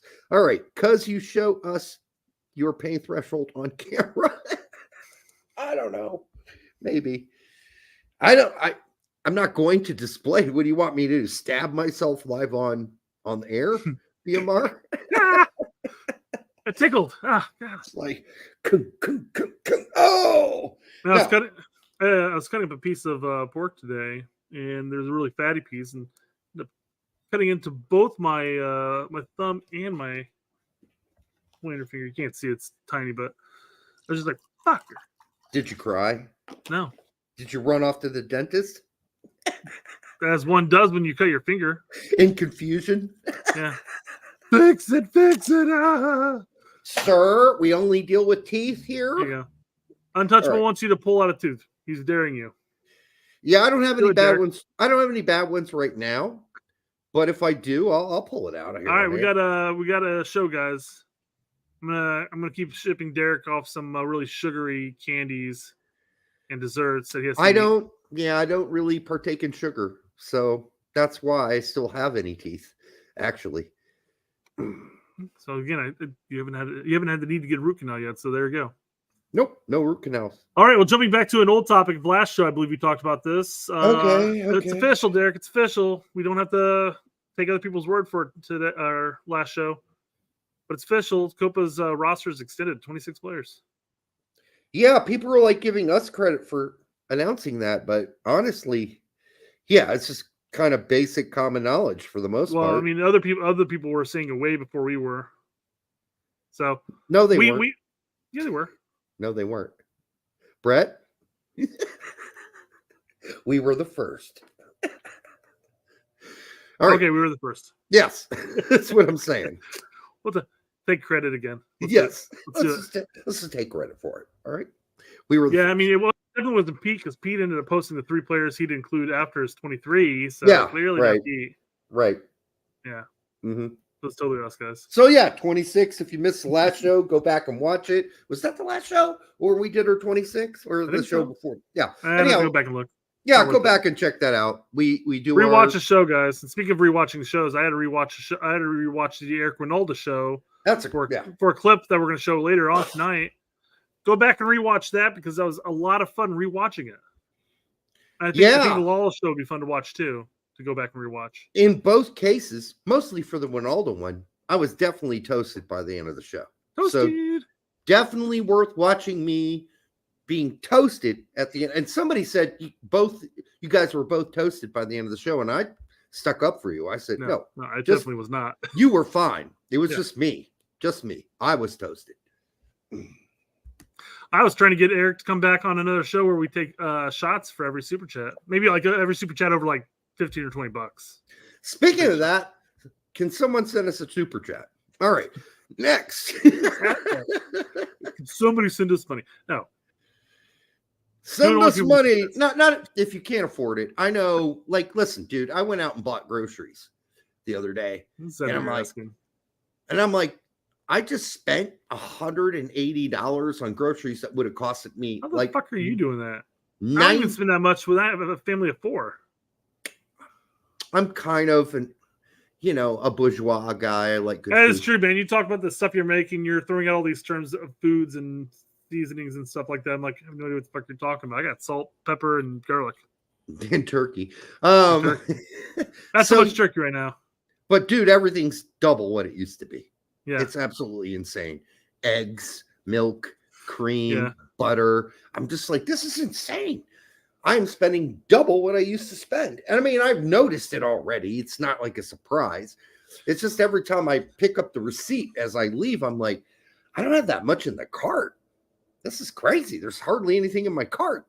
Why is it $190? All right. It's funny because I'll go out and I'll buy like a steak for me and Ian. My son. That's like, expensive as shit right now. Really Steaks. My son's like, hey, can I have some steak? I'm like, no. Don't you want some ramen instead? You really want the ramen, son. Ramen's so much better than steak. Steaks for men. Ramen's for boys.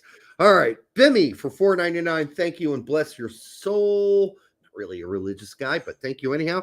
I got you, he says. We got you too, Bimmy. You are the man. All right. What do we got next, Brett? Because this 26 thing is old news. All right. Let's see what topics we got going on here. We got the Gio topic. Brett's got the tabs. Brett's got the tabs. Put the tabs up, Brett. I'm asking which one do you want to go? Which route you want to go? Which one? Do you want to go? I'm telling you, but keep talking. Oh, well, I'm asking. We got the Gio topic. We got the Jesse Marsh topic, and we got the Lexi Law's topic. Let's do the Gio one. So basically, we're not covering that last. Yeah. You know, we had that one guy who commented, "Hey, I wish you guys would get to the main topic faster." But then again, he said, I feel him on that. "But if it totally fucks up your show, don't do it." And I get you. It doesn't fuck up the show. We just it's generally our big topic we talk last, but Right. we can cover it first. We got a lot of good topics coming up here, guys. We do. We got juicy stuff, juicy steak stuff. All right. Yeah. Reyna's spell with Forest has been a failure, says Jeff Carlisle, right? I think it's Jeff. Right? It's ESPN. I tell you, Jeff posted it, so I'm positive it's a Jeff article. it's so weird. It's like all the ESPN guys have banned talking to me. Yeah. Since I criticized Jeff. I can't imagine why Jeff wouldn't talk to you. Yeah. I mean, it's been years anyhow, but Jeff has talked to me before. But since I criticized him for the whole blackmail shit, he has not talked at all to me. Not even criticize is an awfully loose term here. We basically railed him for it. We did. I mean, but dude, you could have fixed it. He could have fixed it. And then, yeah, so he hates me now. All right. He has been training well and is a lovely kid, but the team was in a tough cycle fighting against relegation. And the manager had prioritized playing players with Premier League experience already. This is Nuno, right? This is the source close to the club talking about Nuno. Yeah. And when we say close to the club, it's Nuno's wife's girlfriend. He's a lovely kid. It's Nuno's wife's lesbian girlfriend that nobody knows. Anyhow, yeah, okay. No, this is all believable. It's all things we've been saying. Yes, of course. You're going to play the guys that you've been playing all season and the guys whose contracts and livelihoods are on the line. You're not going to play some lone guy that you don't even have the option to buy at the end of the season when it comes down to saving your ass in promotion and relegation. Yep. So, not shocking. When all the talk about that too, and the funny thing is, I know that's a talking point that you've been making for the last handful of weeks at least. Where basically at this point, 4 weeks, where basically like, hey, he's a lone player, he's not going to be given the keys to the car. No, quite frankly, I'm paraphrasing what you guys are basically saying here. But yeah, right. I mean, if the whole reason I pulled this quote up, and I even tweeted this quote for this when I quote tweeted the article. And the whole point of me doing that really is once again, Nuno and Forest have absolutely no financial responsibility to this kid. They can flat out say he's a pain in the ass in the locker room. He mopes around. Not. He's a dickhead. But he's not. What do they say? Hey, he's a nice kid. He's doing really well in training. It's just we prioritize people who have experience in this league. So why do we have so many fucking idiots on X who continually push the narrative that everyone hates him? Everyone hates him on the U.S. men's national team. All his coaches hate him. Mm-hmm. He's got a bad tude. He's a grumpy fucker. He doesn't practice hard. All bullshit. None of it confirmed, because if it were like it was with Odasawi in the press, like it was with Julian Green early on when Conrad he was on loan, Conrad on both 2 loans that he went on. Everywhere he goes. That shit gets leaked, dude. If he were a bad person and just a prick in general, shit would have been leaked. None of it's leaked. None of his coaches have had anything to say but positive things about Gio Reyna.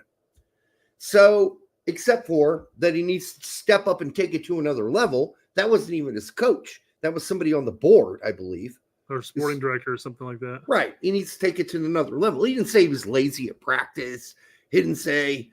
I mean, he needs to make that jump forward, the biggest criticism we have of Gio Reyna is from Terzic himself, who said, yeah, defense is still one of his weaknesses. He needs to get better playing defense. Well, we saw him play defense at Nottingham Forest. Yeah.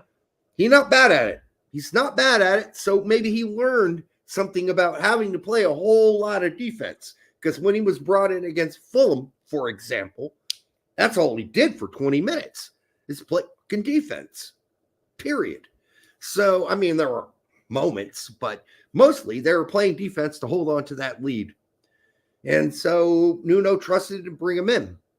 But when we get to the nitty gritty and is hitting the fan, yeah, you're not going to bring in players that have no necessarily buy-in to your team because their balls are on the cutting board.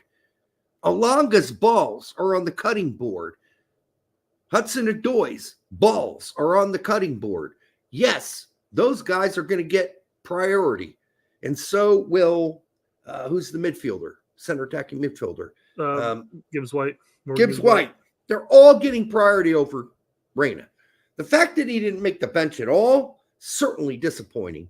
And by the way, if you missed it 3 shows ago, I ate crow live on this show. I ate it. It was chicken, but still, it was metaphoric. I ate crow because I thought this was going to be a better loan than it ended up All being. birds look like. Right. So I came on and I ate the crow because I was wrong. I thought this would turn out better than it did. And we were both right, however. The versus Tactical, who is worried about his health. And we're like, no, I'm worried about his health. He's going to be fine. They're going to snap a leg. Well, and I mean, we talked about this. I mean, it didn't work out the way you'd expected. He did go to a different league, a different paced league, and it's going to be tougher. But, when he got out on the pitch, it's not like he was a fish out of water.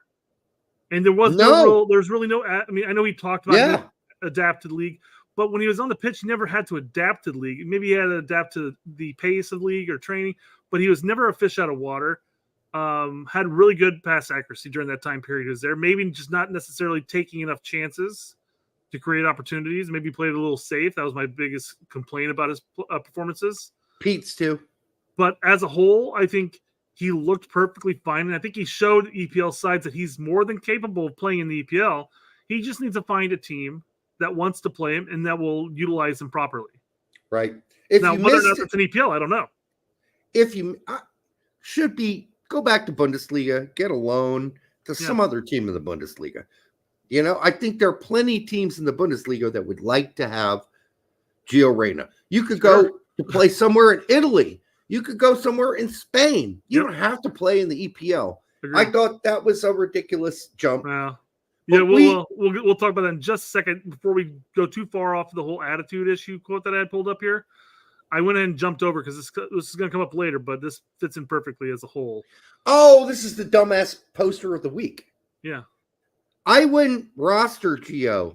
Vibes are too bad. Holy shit, your dick is too small. Def wouldn't start him. Well, you're a moron. Why is he writing as if he's like running out of characters? I know. Being brief and doesn't make you smarter. You still are going to be stupid posting this. Vibes? You're going on vibes because what? He is best friends with half the players on this U.S. men's national team. They are friends with Gio Reyna. They've been playing with him through his whole youth career. They love him. Just ask him. Go ahead, Tom.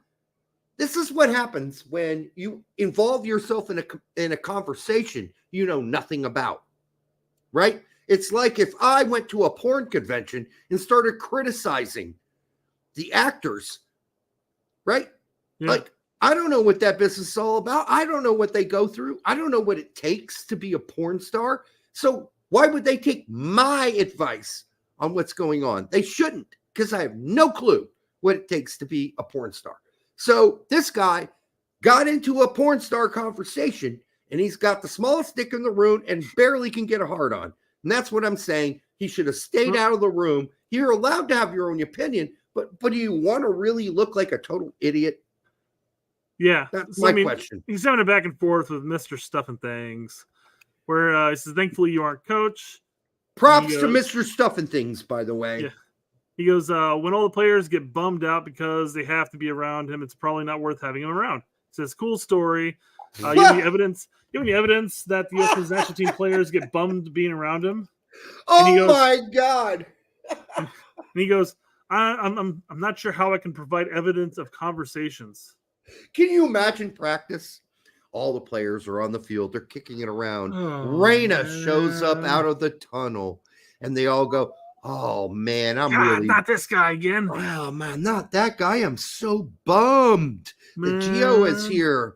He is such a fucking downer. He's such a downer, Debbie Downer. I hate that guy. Greg, He's kick this the guy off the worst. team. And he smells funny. I think he poops in his pants. Yeah. I mean, come on. This guy knows dick squat. He hasn't been around the team. He hasn't even talked to people who've been traveling with the team like we do. We talk to people who travel, like actual journalists who travel with the team. None of them have ever said anything like this. If I have to assume what he's referring to, he's probably referring to the 2 or 3 MLS players from the World Cup team that have beef with Reyna because of the whole incident during the World Cup. And that whole storyline that came out that never got named names or anything. And that would be long and rolled on. So the names are out there.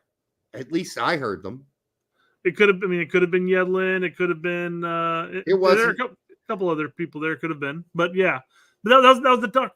The talking point came this talking point came from a single article saying, yeah, I heard that there are a couple of MLS players that were on the squad that didn't really like Gio or have a lot of beef. They can't get quite over this. They didn't dislike him, but Greg had conjured them up to confront Reyna for him, and they did his bidding. Okay, so this is ridiculous. Well, this is so ridiculous. We're going to turn this whole World Cup situation into Reyna's a horrible person.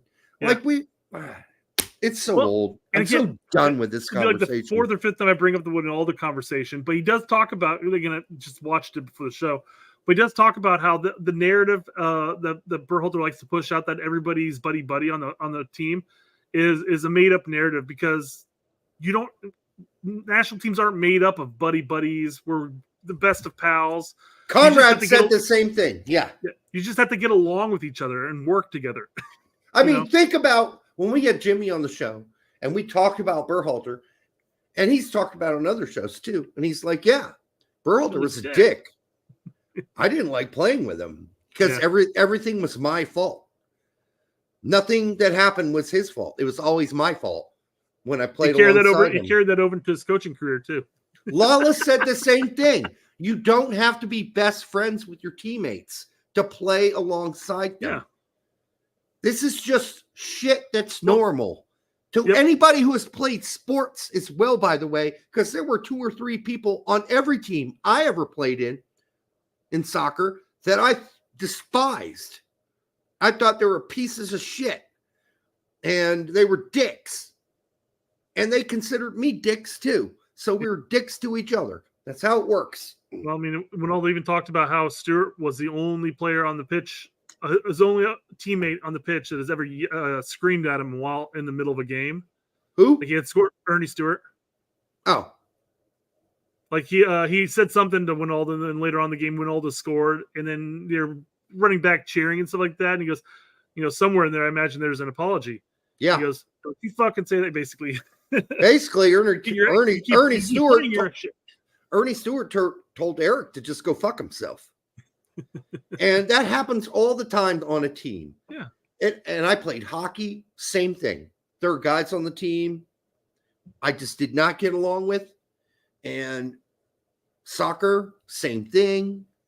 So it's just silly. It's just silly. But in this particular point, we haven't even heard that about Reyna yet. Like, we don't even know what players on the team don't like him. We've never heard anything like that. Mm-hmm. So for this Tom Burns idiot halfwit to be just blabbering, flapping his lips about this like he knows something, you don't know dick, dude. You're not even, like, if you were having sex, you're not even halfway buried in yet. That's all I'm saying. You haven't even stuck it in. Like, you're just tipping the labia. You haven't even gone into the cavern.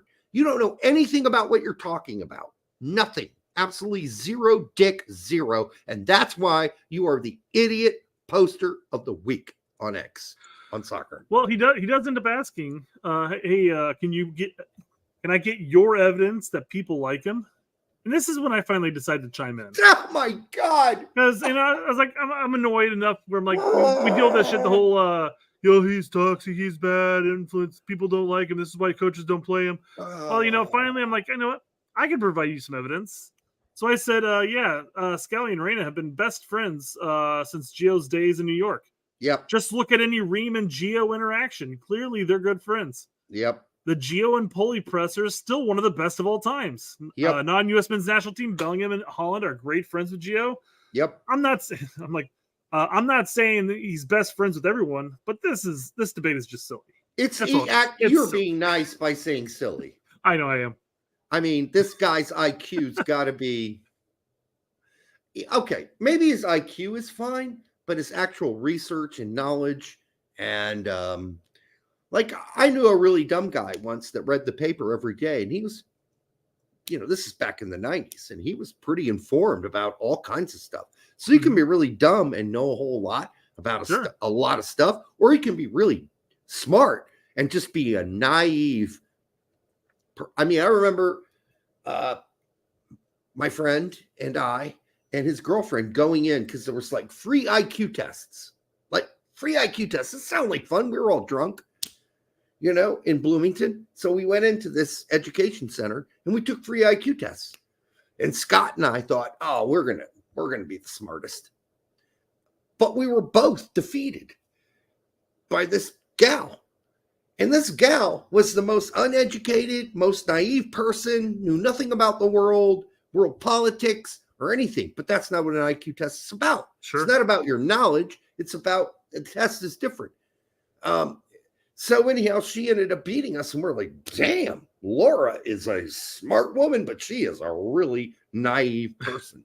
So there's a video on YouTube/TikTok or wherever it's from, where basically they had like 5 or 6 people, different, very diverse group of women, people of color, white males, everything, whites and everything, and they talk about their who they are. I go to college, I'm getting my degree in this, or I'm currently working at this place. I'm a high school dropout who does this or whatever. And then you're supposed to at the end of it, they're supposed to figure out who's got the best IQ. And I think we showed this on an actual show a year or so ago. Yeah. And this one girl who thinks like she was like the second smartest person of the group, because she graduated, she has 2 masters, does stuff with COVID tests and stuff like that, or beer bug tests, and all that stuff. And she ends up claiming this person who's a high school graduate who's in the Marines as the dumbest of the group, quote unquote dumbest, not necessarily calling him dumb by any means. Sure. But it turns out he's like the 3rd smartest of the group, and right. She's like the 2nd dumbest. Right. Yeah, I'm using smartest and dumbest as basically outliers to indicate where you fall in there. Not saying any of them are actually dumb by any means, but so yeah. CF is saying IQ doesn't really measure intelligence. Well, it does depend on which IQ test. There are some that are better than others. There are some that are culturally biased. I remember one of the questions on the IQ test being the following: which one doesn't belong? And it said mussels, clams, oysters, trout. And you're like, well, that's all seafood. But the only reason I know that the other 3 are shellfish is because I know it. So that's not fair to somebody who doesn't know shellfish. So you're not going to pick trout because you don't know anything about the sea or seafood. So that's not a fair question to ask on an IQ test. But I saw one on an IQ test just like that. And I thought, yeah, if you don't know anything about seafood, then that's not really a fair question on the IQ test. So it really does depend on the IQ test. There are there are better ones. Let's just put it that way. There are better IQ tests that don't rely on cultural experience to test IQs. But it's not the end all be all, as we said on this show. Like you can have, I think they claim Abraham Lincoln's a 105 or whatever he is. But what Abraham Lincoln was able to do as president of the United States during his time, I think you would say that guy's might not have the biggest IQ, but he is certainly a very wise person who educated himself. Didn't make all the right decisions, obviously. He picked a bunch of shitty generals at the beginning of the Civil War. That doesn't matter. What I'm trying to say, although he wanted Lee to be, the general, the lead general for the North. But Lee said, no, I'm a Virginian. I refuse. So anyhow, it's all shit that it's all, what do you call that? Here I'm losing words. I'm totally losing words, Brett. So let's move on. It happens. I got no words. This is the second quote from the Raina article. Both Dortmund and Raina's former agency, Wasserman Media Group, who people suspect of being the major leakers for this story, were not initially in favor of sending Reyna to England, but Reyna's father, former U.S. international Gio Reyna, was a strong advocate of the deal, according to a source close to Forest. Yeah, I don't doubt that. I'm sure that Gio leaned heavily on his father. I would have at my age, if I were that age, if I were Gio's age, I would have relied on my father for advice for sure. In the end, Gio, I guess you can say it's on him, but you got to listen to your new agent and your dad, right? His dad was the one that went out and got Mendes. So you've already made the decision to switch agencies, but this is Wasserman basically running cover for themselves. Sure. Well, what this makes it sound like is that Claudio was out there actively pushing Gio to Forest because he wants him in the EPL. When it could have simply have been that he was a strong advocate for the move because Claudio wanted Gio out of Dortmund. Yes, and people forget about the fact that no one else, we talked about the other teams. It's not up to Dortmund. Excuse me. It's not up to those other teams. Dortmund refused the offers by the other teams because they weren't willing to cover as much of his salary that Nottingham Forest was willing to cover. Mm-hmm. People don't take those details into account. They're like, oh, yeah, he just not any interest out there, I guess. He just blew off all those other teams. No, he didn't blow them off. A lot of those teams, some of those teams said, oh, there's no option to buy. Well, fuck this deal then. We're out. So, and who was making the deal? Dortmund had to agree to this deal. And they had strict parameters on what they were willing to accept. And Nottingham Forest was the only team willing to step up and say, okay, we're fine with the no buy clause. We're fine with that. That's fine. And we're willing to pay the significant amount of the salary that you're asking us to pay. So we're fine. Other teams were not willing to do it. So it's not like Reyna and his dad sat there and said, yeah, teams in Spain, all those Spanish teams. No, that's not what they did. Those Italian teams. They didn't say that. They're like, none of those Italian teams were willing to take on the demands that Dortmund had in the no option to buy clause and the salary required to pay. Only Nottingham Forest was willing to do it. From what I've heard. Sure. All right, we got a super chat. Someone. Yeah, real quick before I get to the super chat. So closing out the Raina topic here. Who's to blame for the loan in this situation? I mean, if you're assuming it's a flop, and I don't necessarily look at this loan as a flop or a success in the situation, there are aspects that are a flop and aspects that I think are a success. Well, in the end, who would be to blame if you consider this a flop? I mean, if you're a purist, you're just going to say it's Reyna's fault, Gio's fault. But in the end, to be honest, I mean, everybody involved in it, his father and Mendes, all kind of screwed the pooch. But also Dortmund with their ridiculous requirements for the loan blew it too. I mean, they They didn't allow the freedom for, they wanted so much of his salary to be paid for the loan that most teams, especially in Spain and Italy, couldn't afford it. That left them no choice but Nottingham Forest. They were the only ones willing to pay up. So it's not fair to say they ignored those other options. Those options saw what Dortmund laid out as the requirements, and they said, well, we can't do that. We're not going to do that. And plus, why don't we get an option to buy? What's up with that? And Dortmund just said, you don't get an option to buy. Screw off, swallow, or don't swallow.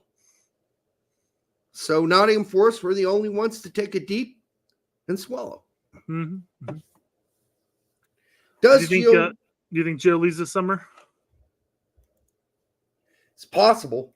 Depends if Terzic's still around or whether or not a conversation between Terzic and Reyna work out. You got Royce leaving, but still there's plenty of really good talent of Dortmund. How hard is the battle going to be for him to get playing time? Yeah. I mean, there are a couple players that are in question anyways. Whether or not Sancho ends up re-signing or gets to sign. He's on loan, right? Yep. Yeah. And then is it Malin or Malin? How do you pronounce that? Malin. There's question marks as far as what he's going to do this year too. Probably stay. The I don't know. The positions may start opening up depending on what happens. But I think Dortmund's going to have. I think Dortmund are going to make a push and say, "Hey, we still think highly of you. We still want you to play here. Here's the contract," and try to get him. More than likely, Sancho, they're not going to be able to afford him. Yeah. So he'll go back to Man United.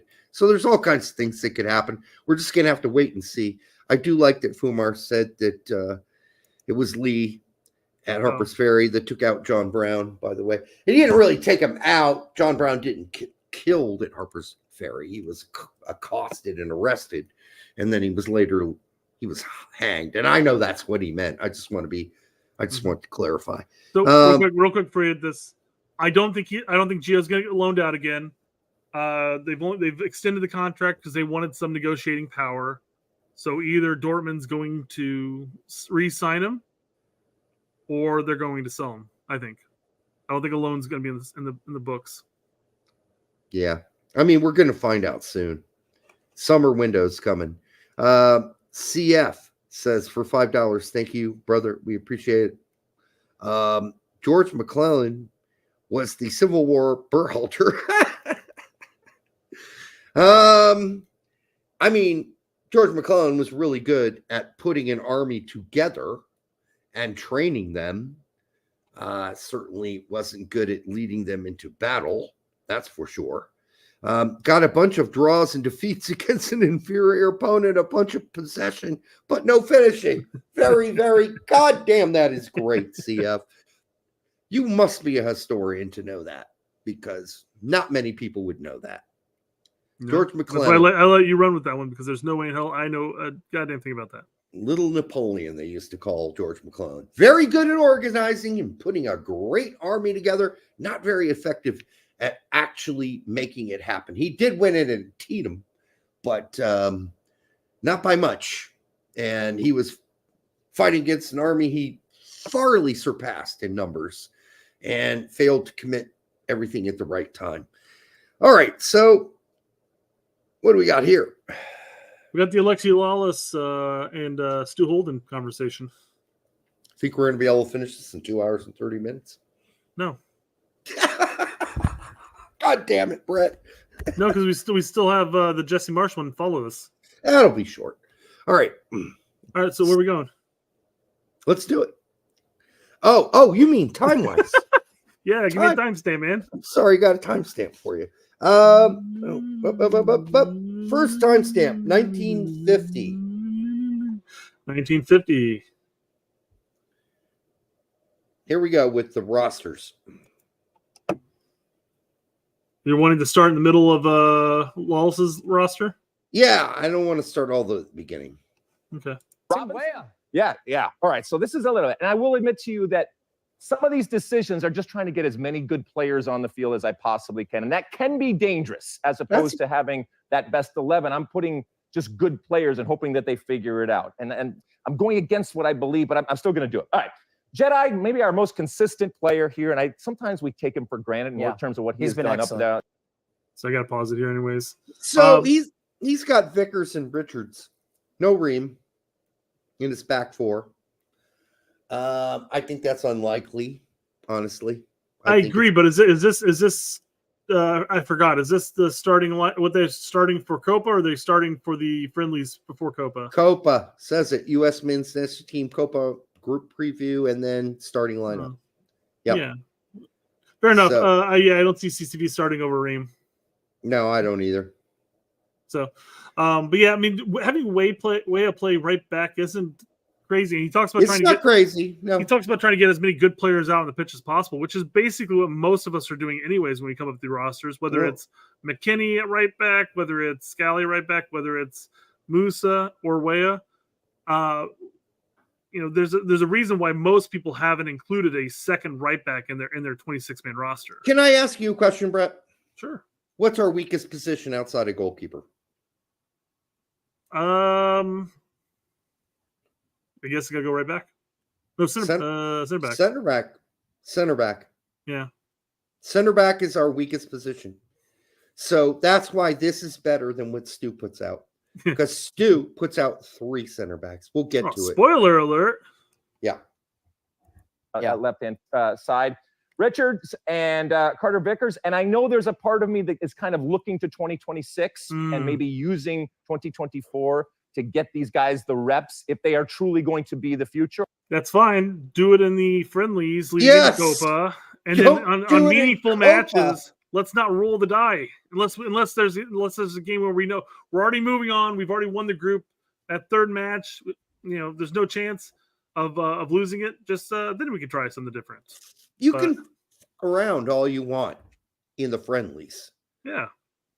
And by the way, if around in the friendlies and it ends up that CCV and Richards are great together, which is fine, I'm still going to tell you that neither of those players, neither of them are capable so far in a U.S. men's national team game of displaying what Tim Ream does on an average everyday basis for the U.S. men's national team, and that is excellent distribution out of the back. Mm-hmm.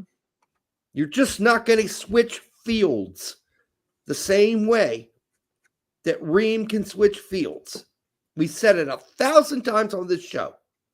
1,000 times. Yep. Nobody can make a dime-ass pass like Tim Ream can off his left foot out to Tim Weah or Dest on the right side. Now, Dest ain't going to be here in this series, but still, no one else can do it. Or if they can do it, because Chris Richards has shown some of that for Crystal Palace, they aren't doing it with the national team. And not in the air, for sure not in the air. Like, we'll see Chris Richards make some very decent between the lines passes on the ground. Mm-hmm. That's good. It's very good for Crystal Palace. Haven't seen him do it for the United States men's national team. Haven't seen him making a field switching pass in the air out wide. And you're going to ask Chris Richards now to play, right center back, and you have CCV play left center back. I have seen no evidence in the world that CCV can do that. You would flip-flop those two, I think, in most cases. So too. Yeah. Yeah. I was going to make that comment too, but I wasn't 100% positive they're both right footers, so. Yeah, I think CCV is very much a right center back, not a left center back. So I don't think you start CCV at left center back. These are details, but these guys are paid to do this, right? Yeah. And we had Loss on the show. It was good. Mm-hmm. He was a good guy. So we're just going to disagree. That's period. End of story. That's a small, very small disagreement. So, yeah. Fumar's asking, Ream hasn't played for how long? Doesn't matter. I don't care. Doesn't matter. I really don't care at this point. yes, I agree. And I'm actually somewhat offended by the fact that he hasn't got some time at the end of the season to kind of wave him off. More than likely, Tim Ream's going to end up in the championship next season to some up-and-coming championship team. So far, the lineup as CCV as left center back over Ream and Wea. But what's okay about all this, not okay about what I'm not saying okay about the lineup, I mean, it's okay so far is that Lawless has at least explained his reason of thought. Yes. As far as why he's got there. You know, he's already looking past Copa and he's looking at 2026. So he wants to make sure that most likely the center back pairing at that point, which we have no idea if CCV and Richards are going to be the center back pairing, but it's most likely not going to be Remus. He's going to be 526 years old in 2026. In 2026, yes, but right now he's still too important. Agreed. For our success, in Copa, I think having Ream on there is going to be vital. I mean, he played in the last games we had, and he wasn't playing for Fulham them either. And he still showed up and he played well in Nations League. CF says, I swear I've seen Richards play on the left. He has.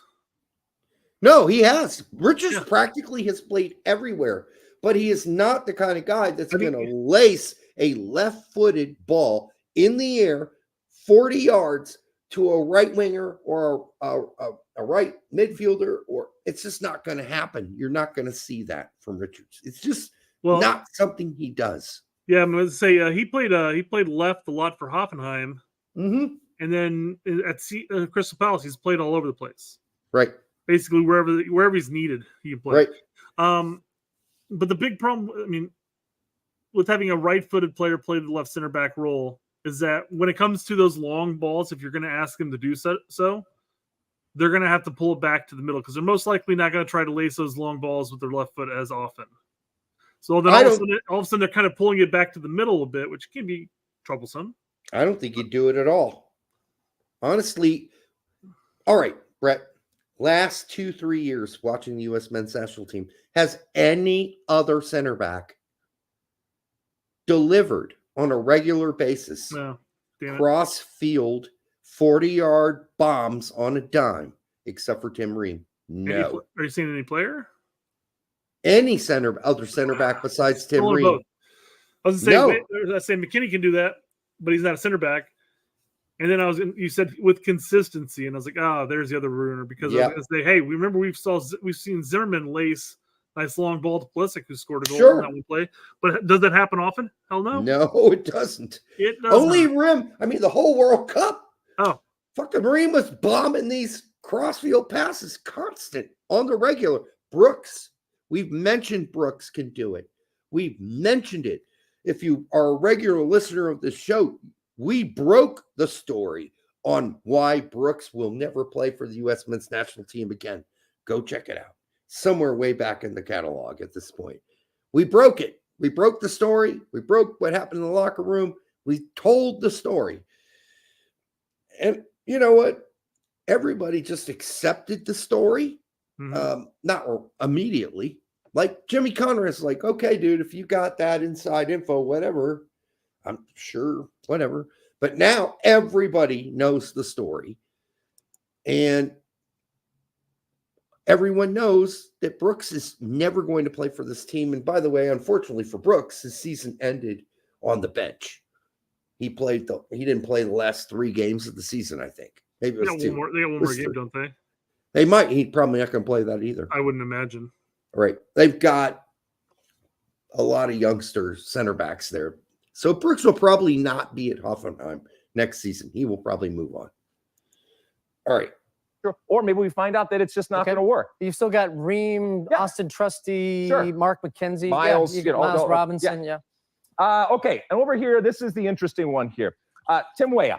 I am putting him here as a right back. We have seen this happen. He can certainly do the job. And as I get up here to the rest of my lineup, you'll see kind of why I am going to do that. But this is an example of me trying to get all the good players on the field. Because let's be honest, there were times over the last couple of years where Tim Weah was the most consistent attacking player, the guy that took players on and the guy that was the most successful. I'll remind you, I was laughed out. Can we speed it up to a faster speed? Things change, Welcome to the party. Welcome to the party. All right. It's good to have you here. All right, here we go to the midfield here. And this is the three that we have seen now for multiple years. They have There we literally go. grown up together and grown up on this. So he's going back to MMA. He's wrong. Which we know. You've watched it, and I've watched it. We know why he's going to MMA here. He'll go into why, but he's wrong. He ends up putting Gio back in a spot where we don't like seeing. Right. He's wrong. I don't think Greg's going back to a 4-3-3. I think he's learned. I think we've moved on from the 4-3-3, the Greg 4-3-3. I think we've moved on to a Hudson/BJ 4-2-3-1. Mm-hmm. I would be shocked if we played a 4-3-3. And this is kind of the thing. These guys are getting paid to do this. And neither of them brings up in either of the formations they set up. That seems kind of highly unlikely. Yeah. That's the weird thing. Like, it's odd that Stu doesn't go, yeah, but haven't we been playing with a CAM lately? Like, do you really think we're going to go back to a 4-3-3 at this point? I don't see it. We might against a certain team, but I think as much as Berhalter has gone on and on and on about how important Gio Reyna is to this team, I just can't believe this doesn't come up in the conversation. Well, and as people are asking, is like, does he put him at a wing? Field. I know that Musa has not had a good year, but when he and talks there are about some it, concerns that he has hit that ceiling. I'm still good with him. I can see them interchanging. It's by committee. There's no real attacking type of midfielder as opposed to defending midfielder. I think they got a lockdown when it comes to defending. We know that Weston McKennie has a bag of tricks. Sometimes they're not the most pretty, but at times they can be incredibly effective. And Tyler Adams, I know he's got injuries, but I'm going with these players in the midfield. I think it's the strongest three that we have. And there are certainly options if one of these players either isn't playing well and you have to make a change, or from the start you think, there's somebody else better. You need somebody more attacking. But I'm good with these three and continuing on with these three. I'm not ready to give up. So yeah. Yeah, you're stopping it because we don't want to get nailed by. Do you think it's possible that that Berhalter goes to a 4-4-2 with the diamond with MMA plus Gio at the 10? No, I don't think so either. But I'm just thinking of something to fill in the space here. it's more likely he does that than go to a back three. I can tell you that much. Yeah, but MMA does lack creativity. It's absolutely correct. It's an overdose of shit we already got. Mm-hmm. So like it's more possible that Musa starts at right back and Weah keeps his spot at right winger than we go back to a 4-3-3. If it happens, it happens. But I think Greg has pretty much spoken since he's come back from not being the coach to being the coach again. He said it. He's like, we're going to a 4-2-3-1. We're playing a center attacking midfielder. Period. Even with Adams back this past window, I know he was on limited time, of course, but even with Adams back, we still played with the 10. Now, that doesn't mean that Reyna obviously didn't play as a 10 for both matches.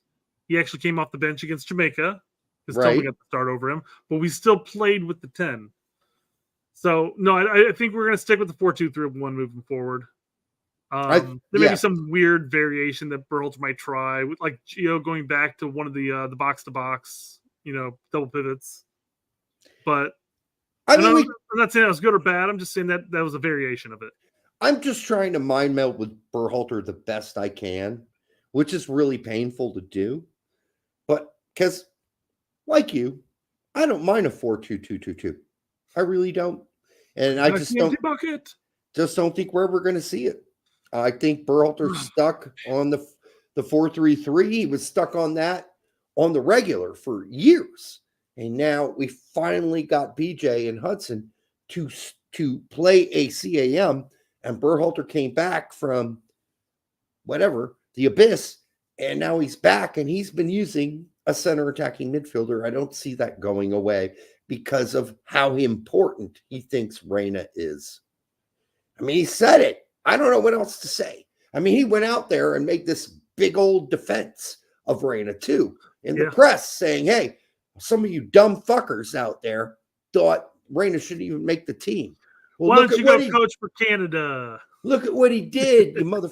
Look at you, dumbasses. That kid is special. So, yeah, I mean, all right. I think our roster would do well with the Bradley bucket. I'm sure you would.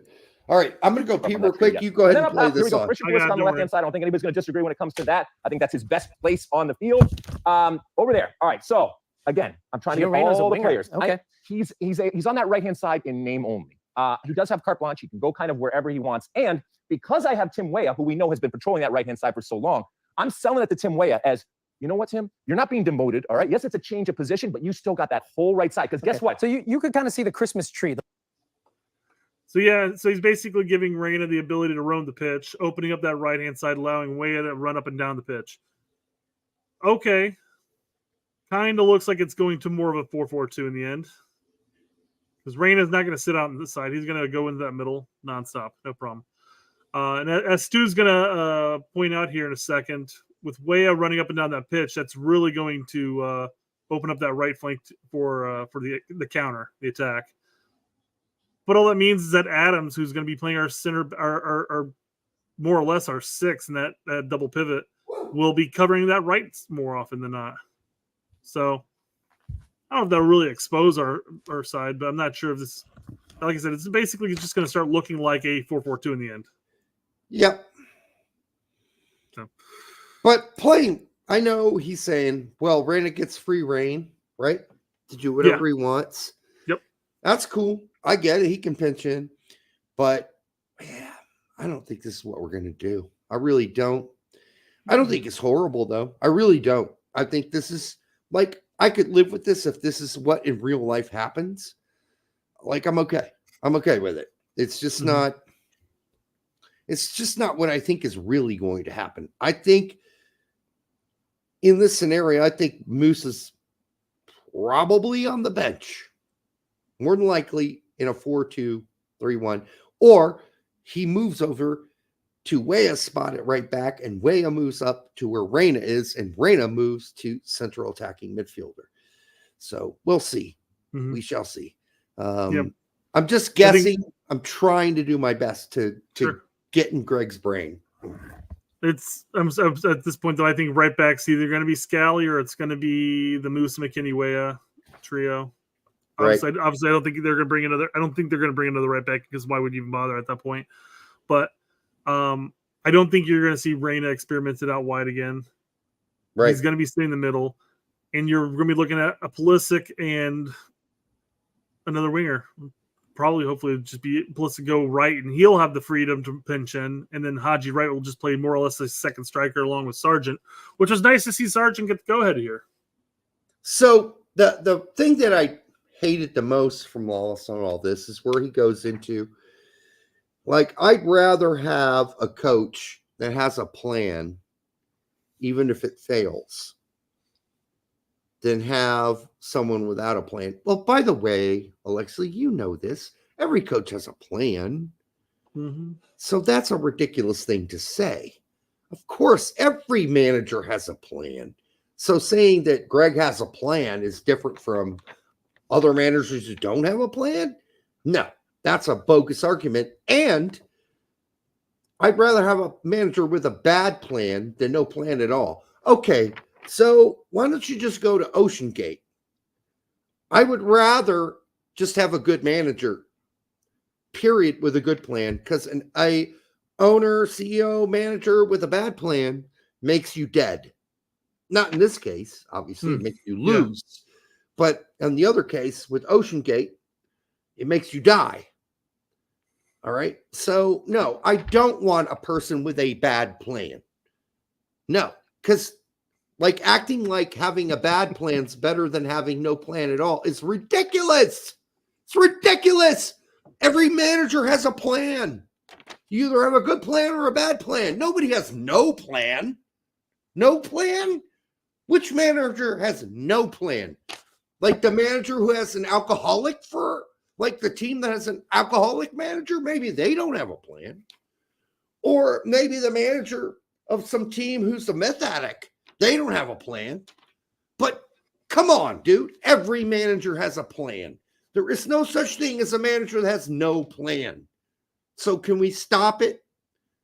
I'd rather have a manager that has a bad plan than no plan at all. Bullshit. There's no manager that does not have a plan. Why not? All right. Sorry. We want to have him back on the show. Greg. I think Greg would have no plan if he started Turner, Horvath, and third goalkeeper all at the same time. Greg, what was your thought process behind this? I don't know. And if he were on the show, trust me, as we called him out when he was on the show and forced him to answer some questions, which I think he did very well, we would ask him that. We wouldn't hesitate. I'm not afraid of anybody, and Brett's not either. In fact, I think Brett actually asked the most pressing question in that whole interview that we did. You fucking held Wallace's balls to the fire. And then I called him a traitor. I think you betrayed us. About the one cycle? Yeah. Yes. Yeah, he agreed. He probably did. So there you go. All right. What else we got? Well, this is Holden's lineup. Stews. If he was not in that tournament, I would think he would be breathing down. Disneyland is coming. coming. He might be by 2026. In fact, I hope he is, because that means we've got more competition. He could start in the Olympics. He could. He should start in the Olympics. Here we go. Boom. Defense. Okay. Back three. Ooh. I'm mixing it up here. Oh, no, you didn't. You're going to see why once I get further up. So I've got Tim Ream as a left center back. Carter Vickers through the middle. Chris Richards on the right. He's had a good season. I just still think we need A, the passing ability of Tim Ream in the back, B, his experience and leadership. And I think that makes a huge difference. Why? Okay, this is why. Because the midfield here, which is, you're going to, his reason for Tim Ream being in the lineup is because he's a veteran in his experience, not because he can lace the ball on a dime. Yeah, that's a bad reason. Or his positional awareness as a center back. Yeah, it's totally a bad reason to pick Tim Ream to be on this team. Tim Ream is on this team not just because he's old. He's there because he can lace a pass. And look at the World Cup. Whoever played alongside Tim Ream at center back just passed the ball to Tim Ream and said, "Here, you put the ball into play." I mean, it was like the whole World Cup. No other center back was willing to do diddly poo dick. It was all here. Hey, here, Tim, you have the ball. You work it up the field. I don't want hot potato. Yeah, hot potato out of my feet. So, again, we said this earlier, or I said it. One of our weakest positions is center back. Mm-hmm. So now you're going to start with 3 of them instead of 2 of them? And that takes one skilled player off the pitch. Not only is that true, but this is also Disneyland bullshit. Because this is just not helping. This is not happening, excuse me. And so Stu putting this out isn't helping anybody. Anybody who's a casual will tune in and watch this and go, "Oh, yeah, I like that. That's pretty good, And it ain't going to happen. We're Canadians watching our game. Minnesotans. No, Minnesotans. It's pretty good, Don't you know? Yeah. Northern Michiganders. So anyhow. I mean, God forbid we have to sub out one of our center backs, man. We're relying on McKenzie or Trusty at that point. Nothing against either of those players, but man. Yeah, and then I think Jesse Negron makes a good point. Exactly, Derek. That's why I don't get Pete saying 3 in the back. Well, at least Pete was really clear when he put out a show. This is what I would do. This is not what I think Greg will do at all. Stu does not say that. Stu does not say there is no way in hell this is happening, which that's bad. If you're a casual watching this, you're thinking maybe this could happen. This is not happening. No, I do not understand why Pete wants to put another center back on the field. I really don't. I don't get it. I don't think it's a beneficial thing unless you maneuver it around and it still with playing 5 in the back or 3 in the back, it looks like 4 in the back. You can do all that finagling, but does Greg have time to work on that shit before Copa America and make that a solid thing that his team is going to be comfortable with? Hell no, he doesn't. We haven't played 3 in the back since Honduras. 3 years ago? 4 years ago now, Brett? Yeah, it's been a while. That's the infamous John Brooks game where he threw shit in the locker room and had a big argument with Greg Berhalter? That's a long time ago. John Brooks played on the team.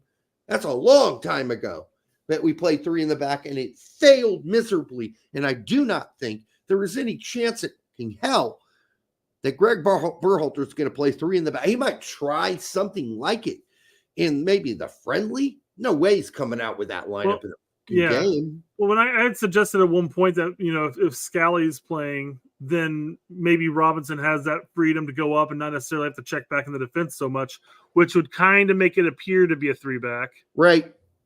And he's played the third center back before at the club, not very proficiently because they bounced away from that pretty quickly, but it's possible that could make it look like that in the attack going to 3-back with Scally. It ain't happening, dude. I don't think it's gonna happen. No. And that's why there's no point for Stu to put this out. Like, if it were realistic, I'd be fine with Stu putting this out. Like, here's another option. It's a 4-2-3-1, or it's a 4-3-3, or something we played. Just remotely played before. It would be one thing if we had like a powerhouse of center back options. Right. I mean, the teams that play with the 3-back aren't playing it because, well, they're the weak, they're the thinnest of positions on this team. The teams that play 3, like Juve plays it because they're very defense oriented when it comes to that, so they have center back options. So, you're not going to do that when it's one of our weaker spots. Yeah, you're just not going to. Greg won't. I mean, because Greg's fairly conservative. Let's be really honest. He isn't deviating that far from his system at this late in the game when his ball sack is on the line for a tournament. He's not going to throw out a 3-4-3 or a 3-5-2. It ain't happening. No way in hell. If it does, I'll eat some more crow. I've only had to eat crow twice on this show in 3 years. And I don't know. Yeah, but I think we ended up getting it right with the first one, though. I think we ate crow a little too early in that. That's true. We pre-ejaculated the crow, right? Something like that one. Yeah. And the second time I ate it because, that loan at Nottingham Forest didn't turn out. And I was being extra not cynical. And I should have been more cynical about it, and I wasn't. But anyhow, in this case, this is just Disneyland shit. I don't even think we need to play anymore. Let's move on to Jesse because this is Disneyland shit, Brett. Why are we going to put out this whole roster that Stu picked when it is just, it's in his head. It's imagination. I mean, the problem with the rest of his roster, it's not like there's a problem with the rest of the players he picks. Well, but frankly, removing the one center back, you're basically including or you're excluding Moose in this situation. Mm-hmm. So everybody else is fine. You pick, and that once you have that 3 center back, you're going to go to the wing back role, and that's going to be like, well, how are you going to get Pulisic and where? And he does. I'm not going to play by any means, but he does go into. Where's it at? There we are. There it is. Well, I thought he went to a 3-4-2-1, but no, he went to a 3-4-1-2. I like the Reyna thing in the middle. Like, at least he got something interesting correct, because no doubt Reyna should still be playing a CAM, unlike Lawless, who didn't include Reyna as a CAM. At least Stu gets that right. Mm-hmm. But this setup is dumb, and it ain't happening. So there's no point in putting this out. Shouldn't the producers have said, give us something realistic that you think is going to happen? Realistic. A lot of real estate for our wing backs to cover. No shit. They're going to be dead tired at about 65 minutes. Yeah, Way and Robinson have about 60% of that field to cover. They will be falling over exhausted by 65th minute. So at least he got the Reyna thing right. But otherwise it's just not happening. So it's just not worth putting out. This is one of the biggest shows. I don't know. Maybe it isn't. Maybe it's not that big of a show. I don't know. But if you're going to put this out to casuals, and I think a lot of casuals watch this show and think that this is really going to happen. A, they're not going to understand what they're looking at, and B, it ain't happening. It just ain't happening. So there we go. Derek, real quick, I wanted to know if Ream is considered a Fulham legend at this point. Not in the way McBride is, probably, but he's getting there. I don't think they're going to name a bar after him. Certainly a fan favorite from what I've seen of fans, but they love him. Yeah. But his sudden disappearance this season, while not surprising to those who watch Fulham every weekend, is a little sudden. It's a little like, wow, he's just out because he's dropping like that, huh? Yeah, because I mean, Bassi and Tosin have been pretty good. I still don't think that Bassi or Tosin provide what Ream can provide out of the back. Like, Ream was amazing all season for Fulham when he played at providing that wide pass out to the right. I don't see Tosin and Bassi doing any of that. In fact, the season has really ended on a dud. The season has really, at the end, been a flopper flipper. It's not been good for Fulham. I've been very disappointed by the way the back four have played, including Jedi in some games. He's had some poor games. So, as a Fulham fan and a 20-year supporter of the team, I do not like the way this season is ending. They're way clear of relegation. Oh, yeah. But, you know, the fact that Ream's been... They certainly fizzled out. Like, I could definitely find some games here at the end of the season where I would have said, you know what? I'm going to pull Bassi. I'm putting in Ream. Do you think they fizzled out because they just didn't have the legs to last the whole season? I think it's getting stale. I think people are learning. As good as the manager is and has been for his time there, I think everybody's kind of starting to figure out the way Fulham play. And I think it's getting stale. And I think once the players got to like, okay, we're clear of relegation, I think maybe there was less enthusiasm from the players, less effort. I don't know. It's kind of hard to say. But they certainly are not ending the season on a bang. Let's just put it that way. Yeah. It's unfortunate. All right. BMR says a 3-4-2-1 with Pulisic and Reyna as inside forwards would work better, referring to Stu's 3-4-1-2. I'm not disagreeing with you, BMR. I just don't think that's going to happen. It's just not going to happen. Greg would have to have a brain replacement surgery to go with a back three. I just think he's talked about, maybe we'll try that sometime along the line. Never happened, though. Never happened. So I just don't think, I agree. BMR agrees. It's basically just stating, hey, I'll take Holden's lineup and change it a little bit, and it'd do better. Basically, is what they're saying. I just wish that Stu had framed it in the way Pete did. Here's what I would do if I were. Pete said, this is my Disneyland make-believe lineup.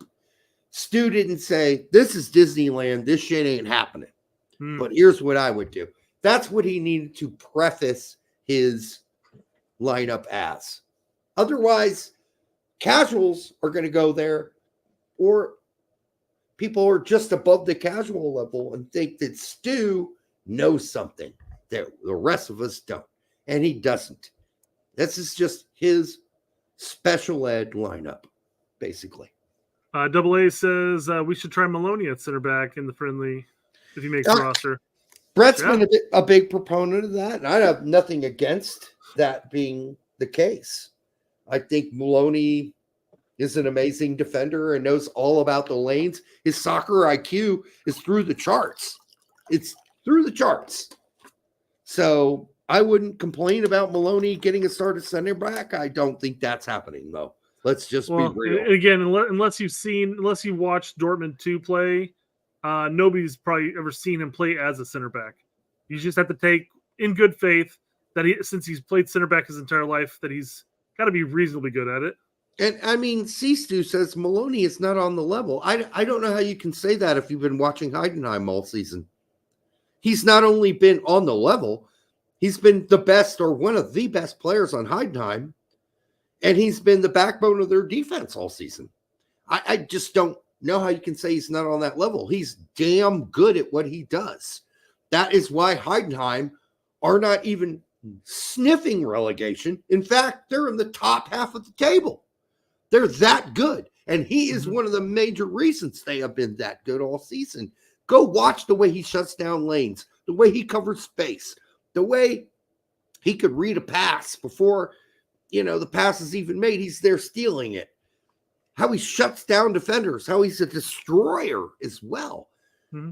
Like, you can say whatever you want about Maloney. If you haven't watched him all season, and thankfully because of what we get through ESPN Plus, we can watch every single Heidenheim game. And thankfully I can say I have watched at least 95% of them. For being a promoted team, Heidenheim plays fun soccer. To say the least. Every one of those games are fun to watch. And I think primarily it's fun to watch because the offense, the attackers can do what attackers do, and then they rely heavily on Maloney in the defense. Does Maloney make the roster? That's a great question because I guarantee you Johnny's making this roster. Oh yeah, 100%. And I think Luca De La Torre with 26 makes this roster. My question is, does Greg think that Maloney is a more like-for-like replacement? A 6, a raw killer 6, a destroyer 6, like Adams is. If he considers that to be true, then Maloney will make the lineup. Because as much as you might love Johnny, who didn't start today, but came in oddly enough, at like the 20th minute or something. It was just weird. I think a player got injured. I wasn't sure watching. But Johnny's not exactly a like for like. He's he could be an 8, easily an 8. He is not the destroyer that Adams is. That's Maloney. Johnny is more diverse. Johnny offers more in the attack than he may not be the destroyer, but he offers more in the attack. He's a better passer. He's good enough to play that Adams role. It depends on what you're expecting of him. Exactly. Like Johnny can do a lot of what Adams does and better. Yeah. He is just, when it comes down to closing lanes and stopping attackers and destroying them and stealing the balls, he's good at it. He's just not Adams at it. Adams is spectacular. Maloney, spectacular. Because that's their only job on their teams. Like, that's all they're asked to do is destroy. On Johnny's team, he's not only asked to be a defender, and he's a pretty good one, but he's also asked to provide through passes, through balls. So it all will come down to what Greg wants. What does Greg want from that position? Does he want a pure destroyer in front of the back four, or does he want a diverse 6/8 playing in front of the defenders? Because that's what Johnny is. He's not a pure 6 like Maloney and Adams. He's more of an 8/6. He's not going to bring the total destruction that Adams and Maloney brings, but he does bring you more advantages going forward. And referring to Maloney, AA also says that he's a center back playing as a center defensive mid. So, yeah, kind of. Yeah. I mean, that's basically what he was. Heidenheim were the first ones to incorporate him as the 6 for that team in Bundesliga 2. Right.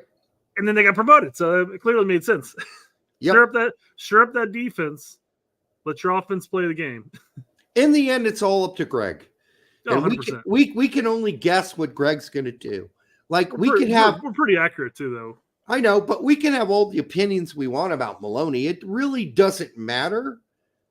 I think when you're talking about a 26-man roster, it's questionable. whether Maloney makes it or not. It really is. It's going to be up to how Greg perceives Maloney and his role on the team, and whether Adams is actually that healthy coming back. And he perceives a need, a necessity for having another outright destroyer. Again, Johnny, not an outright destroyer, a good defender, but also a 6/8 who could even actually play a 10 if you really needed it. So he's much more artistic. But does Greg want a destroyer in front of that back four? That's the whole point, and if he does, then Maloney's the like for like replacement for Adams. And, Johnny's more of a McKennie 6'8" replacement. I don't know. It's up to Greg. I don't know what Greg thinks. So it'll be interesting to see when we get the roster what this all turns out to be. Then we'll know something about the way Greg is thinking about all the players individually. And we're not going to learn much because I think most of the team picks itself. No, 100%. Yeah. Yeah. All right. So where are we at on this Jesse Marsh video? What time? 8:15. 8:15. This is where Jesse basically says, I tried to get the job for the United States. They treated me like shit. Process with them, right? And I'm not going to go into it, but I wasn't treated very well in the process. And so, hang on one second. I'm going to go back. You can go is big, but I went through a process with them, right? And I'm not going to go into it, but I wasn't treated very well in the process. And so, whatever, man, that's in the past now. And now I'm fully focused. I was the minute it was done, I was like, okay, I'm moving forward, and I'm going to figure out what's right for me. And again, it motivated me again to find the right people. When you don't get treated well in an interview, Brett, when you're not really a candidate for the job. That's when you don't get treated well, or you don't feel respected. You're basically going through the motions so U.S. Soccer can cover their ass and say they interviewed multiple qualified people. You are just a pawn in their scheme to say, we interviewed all these great people. And after all is said and done, no one baked better muffins with Betty Crocker than Greg Berhalter.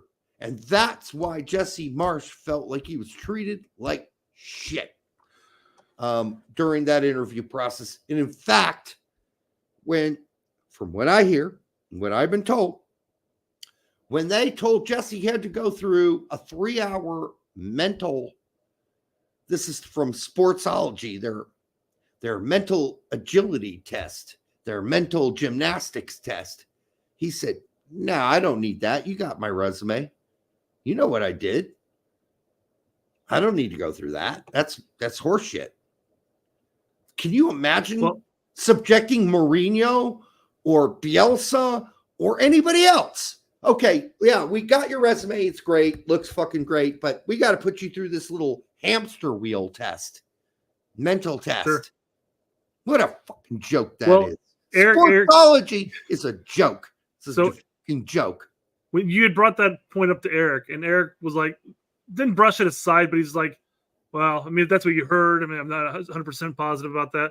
But it's funny because in that clip later on, Davies talks about wanting to possibly come in and assist and help. And Jesse makes a comment about how, I'll put you through a 36-hour testing period. Yes. So even Jesse kind of joked about it there without necessarily saying, hey, this is what happened to me. Yeah, Greg talked about this multiple lengthy hours and hours and hours of Sportsology testing, mental testing. And from what I understand, he was the only one they interviewed willing to do it. Everybody else said, fuck you.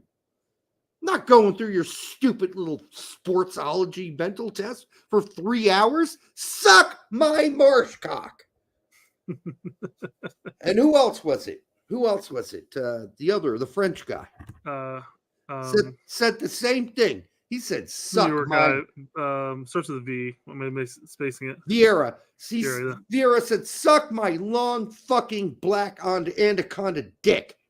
You can suck it, Sportsology. I am not taking your stupid 3 hour long mentality test that proves I'm a good leader. Because I can tell you this, if Greg Berhalter took that test and passed it with flying colors, like got an A, 100% or whatever, your fucking test is full of shit. Because this guy is not a natural born leader. We have talked about this endlessly with Winaldo, with Greg, with Jimmy Conrad, with with Lawless. None of them believe that Greg is a natural leader. They all say he struggles to be a leader. He struggles. This is tough for him. He's not a natural leader. He comes off as very awkward. He comes off uncomfortable. Yes. So don't tell me your stupid Sportsology test confirmed, as Betty Crocker put it, that Greg was the best candidate for the job. Well, Derek, if he's the only one who was willing to take the 36-hour test, then of course he's got the best. He could have scored a 1. You said 36 hours? Well, that was Jesse Marsh's joke. That was a joke, but it was 3 hours long, from what I understand. Like, you got to sit there, and you know what the questions are, Brett? They're like, how much salt do you put in this to make cookies? And no, it's like if Jimmy approached Tammy, and Jimmy said, "You know what, Tammy, I think we can really do a better job on this project." What is the next 4 best things that Jimmy could say to Tammy to convince her that that's the case? And they give you 4 statements. And then, as a leader, you need to pick which of the 4 statements makes the most sense. It's that kind of horseshit without any context about what they're talking about that they test these people on. And I've seen some of the questions. They are jokeable. They are a joke. Sportsology's a joke.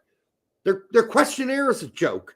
We'll have to bring it up. I'm going to work on see if I can get a undercover copy of the test, because I'd love to put it on the show and go through those questions together, because it's such a joke. And Jesse was right to say, I'm not taking that stupid test. And so was Vieira. Listen, you got my resume. You know what I can do. You know what I've done with other teams. Either I qualify to be considered or I don't. But I ain't going through this 3-hour test. Berhalter was the only candidate who said yes to taking the 3-hour Sportsology mental test. The only one.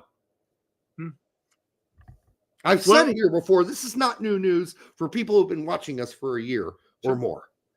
This is not new news. I do like that Alexei finishes by saying, also, I love it. Well, let's specify the rest of it.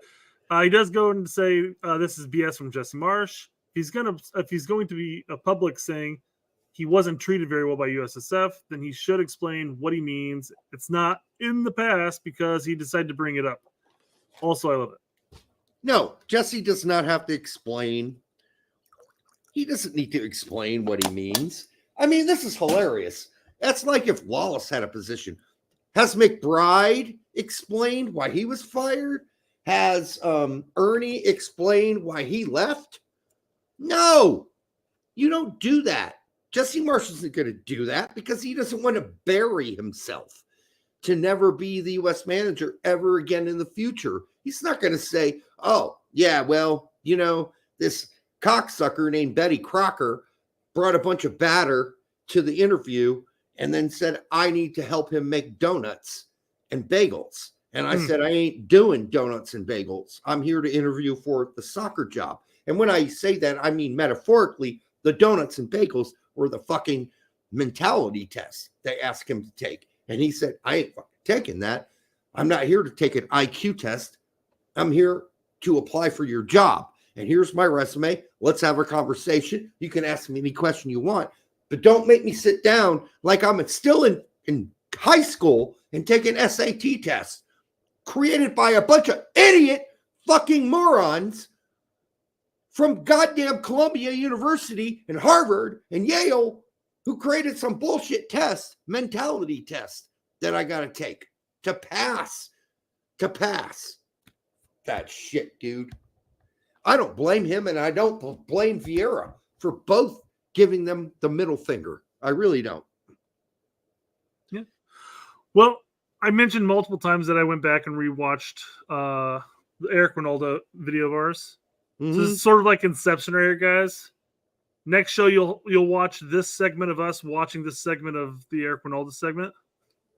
It'll just be like 5 different versions of us on this screen all at once. But I knew that Eric had said something about Jesse Marsh and why he was upset and how he got screwed over by USSF.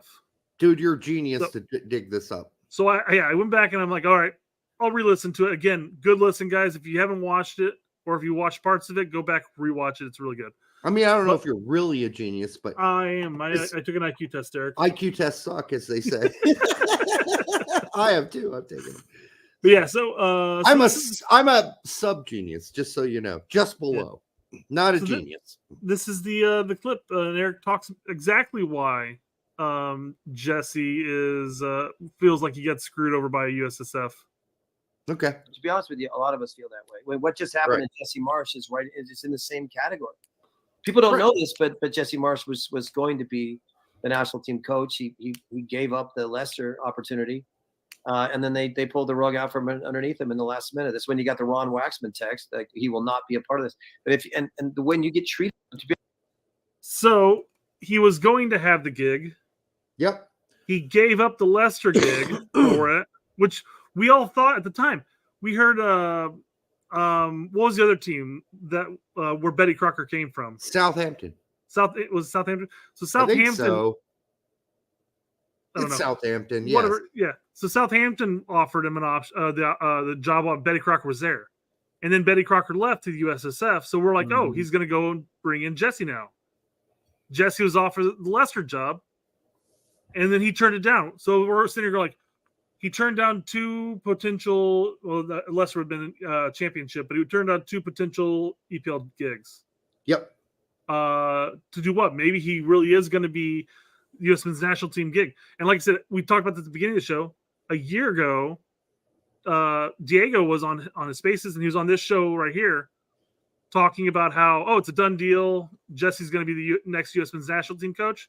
Yep. And then all of a sudden he wasn't, and it was Berhalter, and it came out of fucking nowhere. And we're like, well, that seems strange. Yeah. And all of a sudden Jesse's picking up punditry gigs. You know, he's on Paramount. He's doing a podcast. So something seemed a little fishy there. But then Eric just mentioned how he was going to get the gig, and they pulled the rug out from underneath him. The part that screwed him is that he was in negotiations with other teams, not just Leicester. So it were the other teams as well.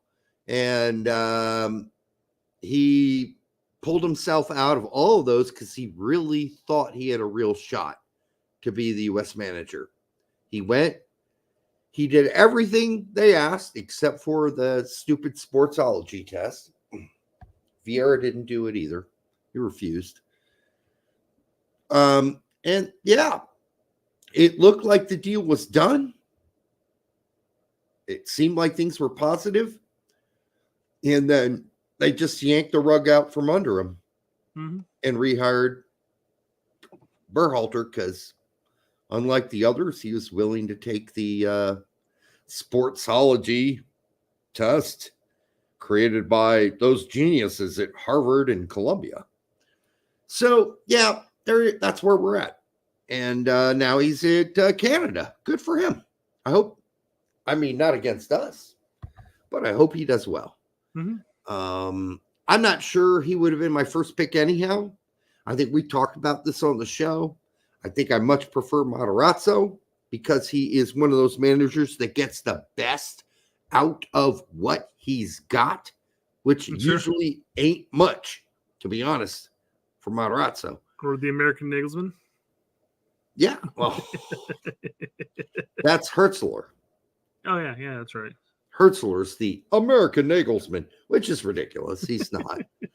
I mean, but anyhow, we talked about that last show, so it's all good. Do we got any more timestamps for the Marsh clip? The Marsh video? Yes, 27:30. 27:30. Yep, last one, folks. Last one. So now that he's no longer going to be on this podcast, they talk about a couple people they're going to bring in. Heath, bring Heath back. I was going to say, do you think they're going to bring Heath back? No, I don't think they so. won't. I guess Heath wore out his welcome with CBS. I don't know. All right, let's see what. Oh, I got to share, I guess. I mean, often Heath looked like a deer in headlights on that show. No offense to Heath. We're actively trying to get him on our show, so hopefully. I know he had good moments. He had some deer in headlights moments. Davies creamed him at times. Yeah, but Davies also has the experience of being on TV, so he kind of has that learning curve of being a podcaster-ish, if you will. Well, and Davies has been a flip-flopper. Oh, 100%. Yeah. 1 week he's like P. Fox, the most horrible player. P. Fox can't dribble. Next one he's God. P. Fox must be on the team. Bit of an extreme there. It's crazy. All right, what do we got here with I can't even remember what this is. So let's find out. Brave with the ball and clear with what we want from our that's it. That's it. Nothing more needed. So that we're asking questions of our opponents. And then we still need to be brave with the ball and clear with what we want from brave with the ball. You keep talking while I'm talking and I can't hear him. I don't want to hear another single manager on the planet say be brave with the ball. I am so over that fucking comment, that whole suck that shit. Screw it. Throw it out. Don't say that shit anymore. I don't want you to be brave with the ball. I want you to be smart. Smart with the ball. Pass it to the open guy. Not brave. I don't know what that even means. Oh, I got 3 guys coming at me, but I'm going to be brave and just go ahead and try to pass through 3 guys instead of passing it backwards. What the does that even mean, be brave with the ball? That's like putting on your game face. As as was said by famous IU basketball coach Bobby Knight when he was asked, so when are you guys? At what point do you guys put on your game face? He's like, game face? Fuck does that mean? You want me to make game face? Is that like this or this? What's a game face? He's like, that's a ridiculous cliche, and so is being brave on the ball. Be smart on the ball. Know your limitations. Know when it's got to go up the field. Know when you got to pass it back. Know when you got a lane and you don't have a lane.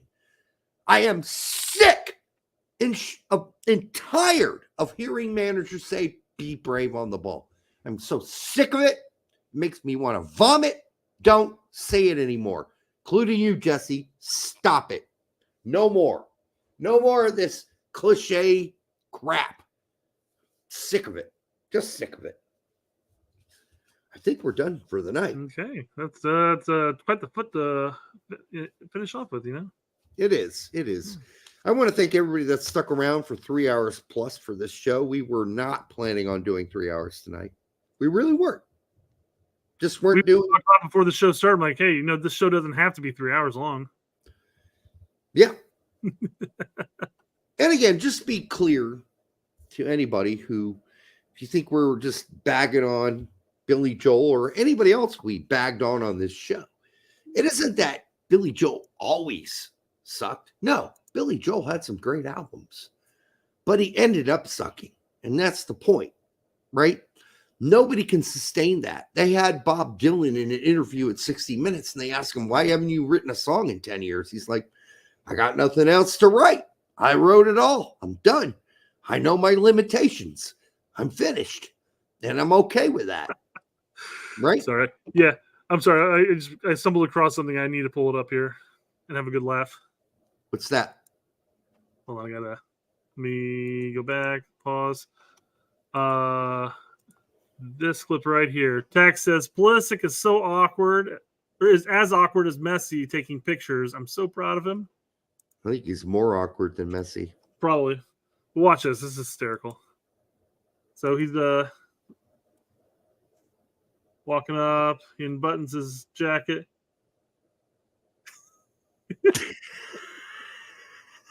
Turn this way. Okay. Turn this way. Okay. Oh, God. He looks so not natural. There we go. He gets better at the end. He needs to, hey, stop being so stiff over there. just needs to loosen up a little. That's okay. Listen, not everybody's good at that shit. That's this guy making fun of Pulisic? I can't tell. I guess they're all doing my arms are hanging next to my hips thing. Like, I feel like he's making fun of Pulisic. No, I think they all do it. Oh, I think that's just like some standard Hollywood bullshit. And that shouldn't surprise anybody, honestly. Yeah. Good Lord. So anyhow, we love you all. Make sure you like the show. Like it now. Like the video, but subscribe to the show. Whatever you got to do. Whatever phalange is free, just hit the like button, move the mouse. You can move it with whatever phalange you've got or external extension of your body. Could be your penis, could be whatever you got. Just free. Just a free extension of yourself. Could be your elbow. If you're a woman, you could use your elbow. Don't think you could move your mouse around real well with a vagina. Maybe you could use your lips. Sure. The lips of the vagina? Are you talking about the labia? Well, I didn't dive into exactly which lips we're talking about here, Derek. Okay. Well, I liked it. You kept it kind of questionable. What kind of lips are Brett talking about? A man of mystery here. Man of mystery. Either way, make sure you write your stepsister tomorrow and let her know how much you love her, regardless of the family's objections, because you guys just met. You were 16. Your families came together. You had no decision in that.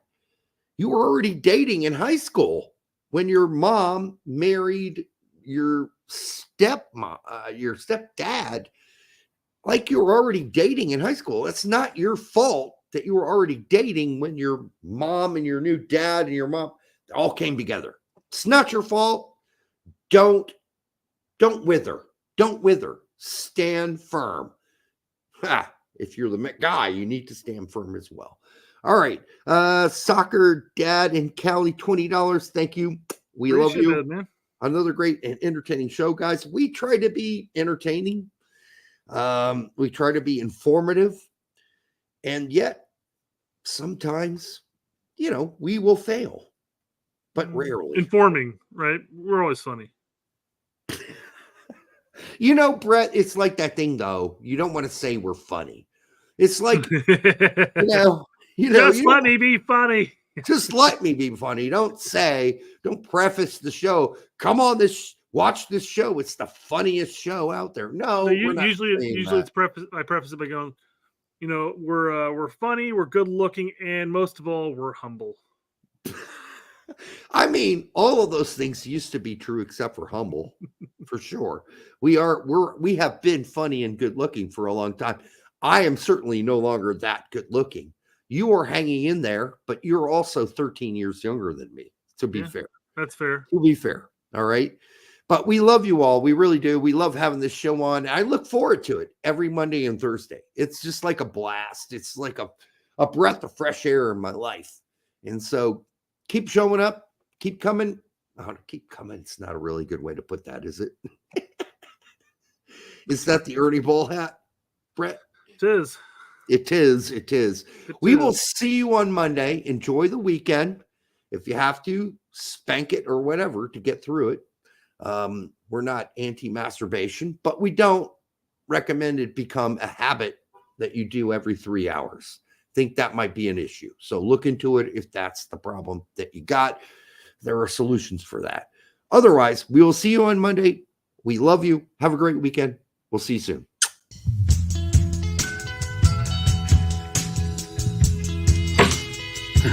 That hurt. Then what is this thing?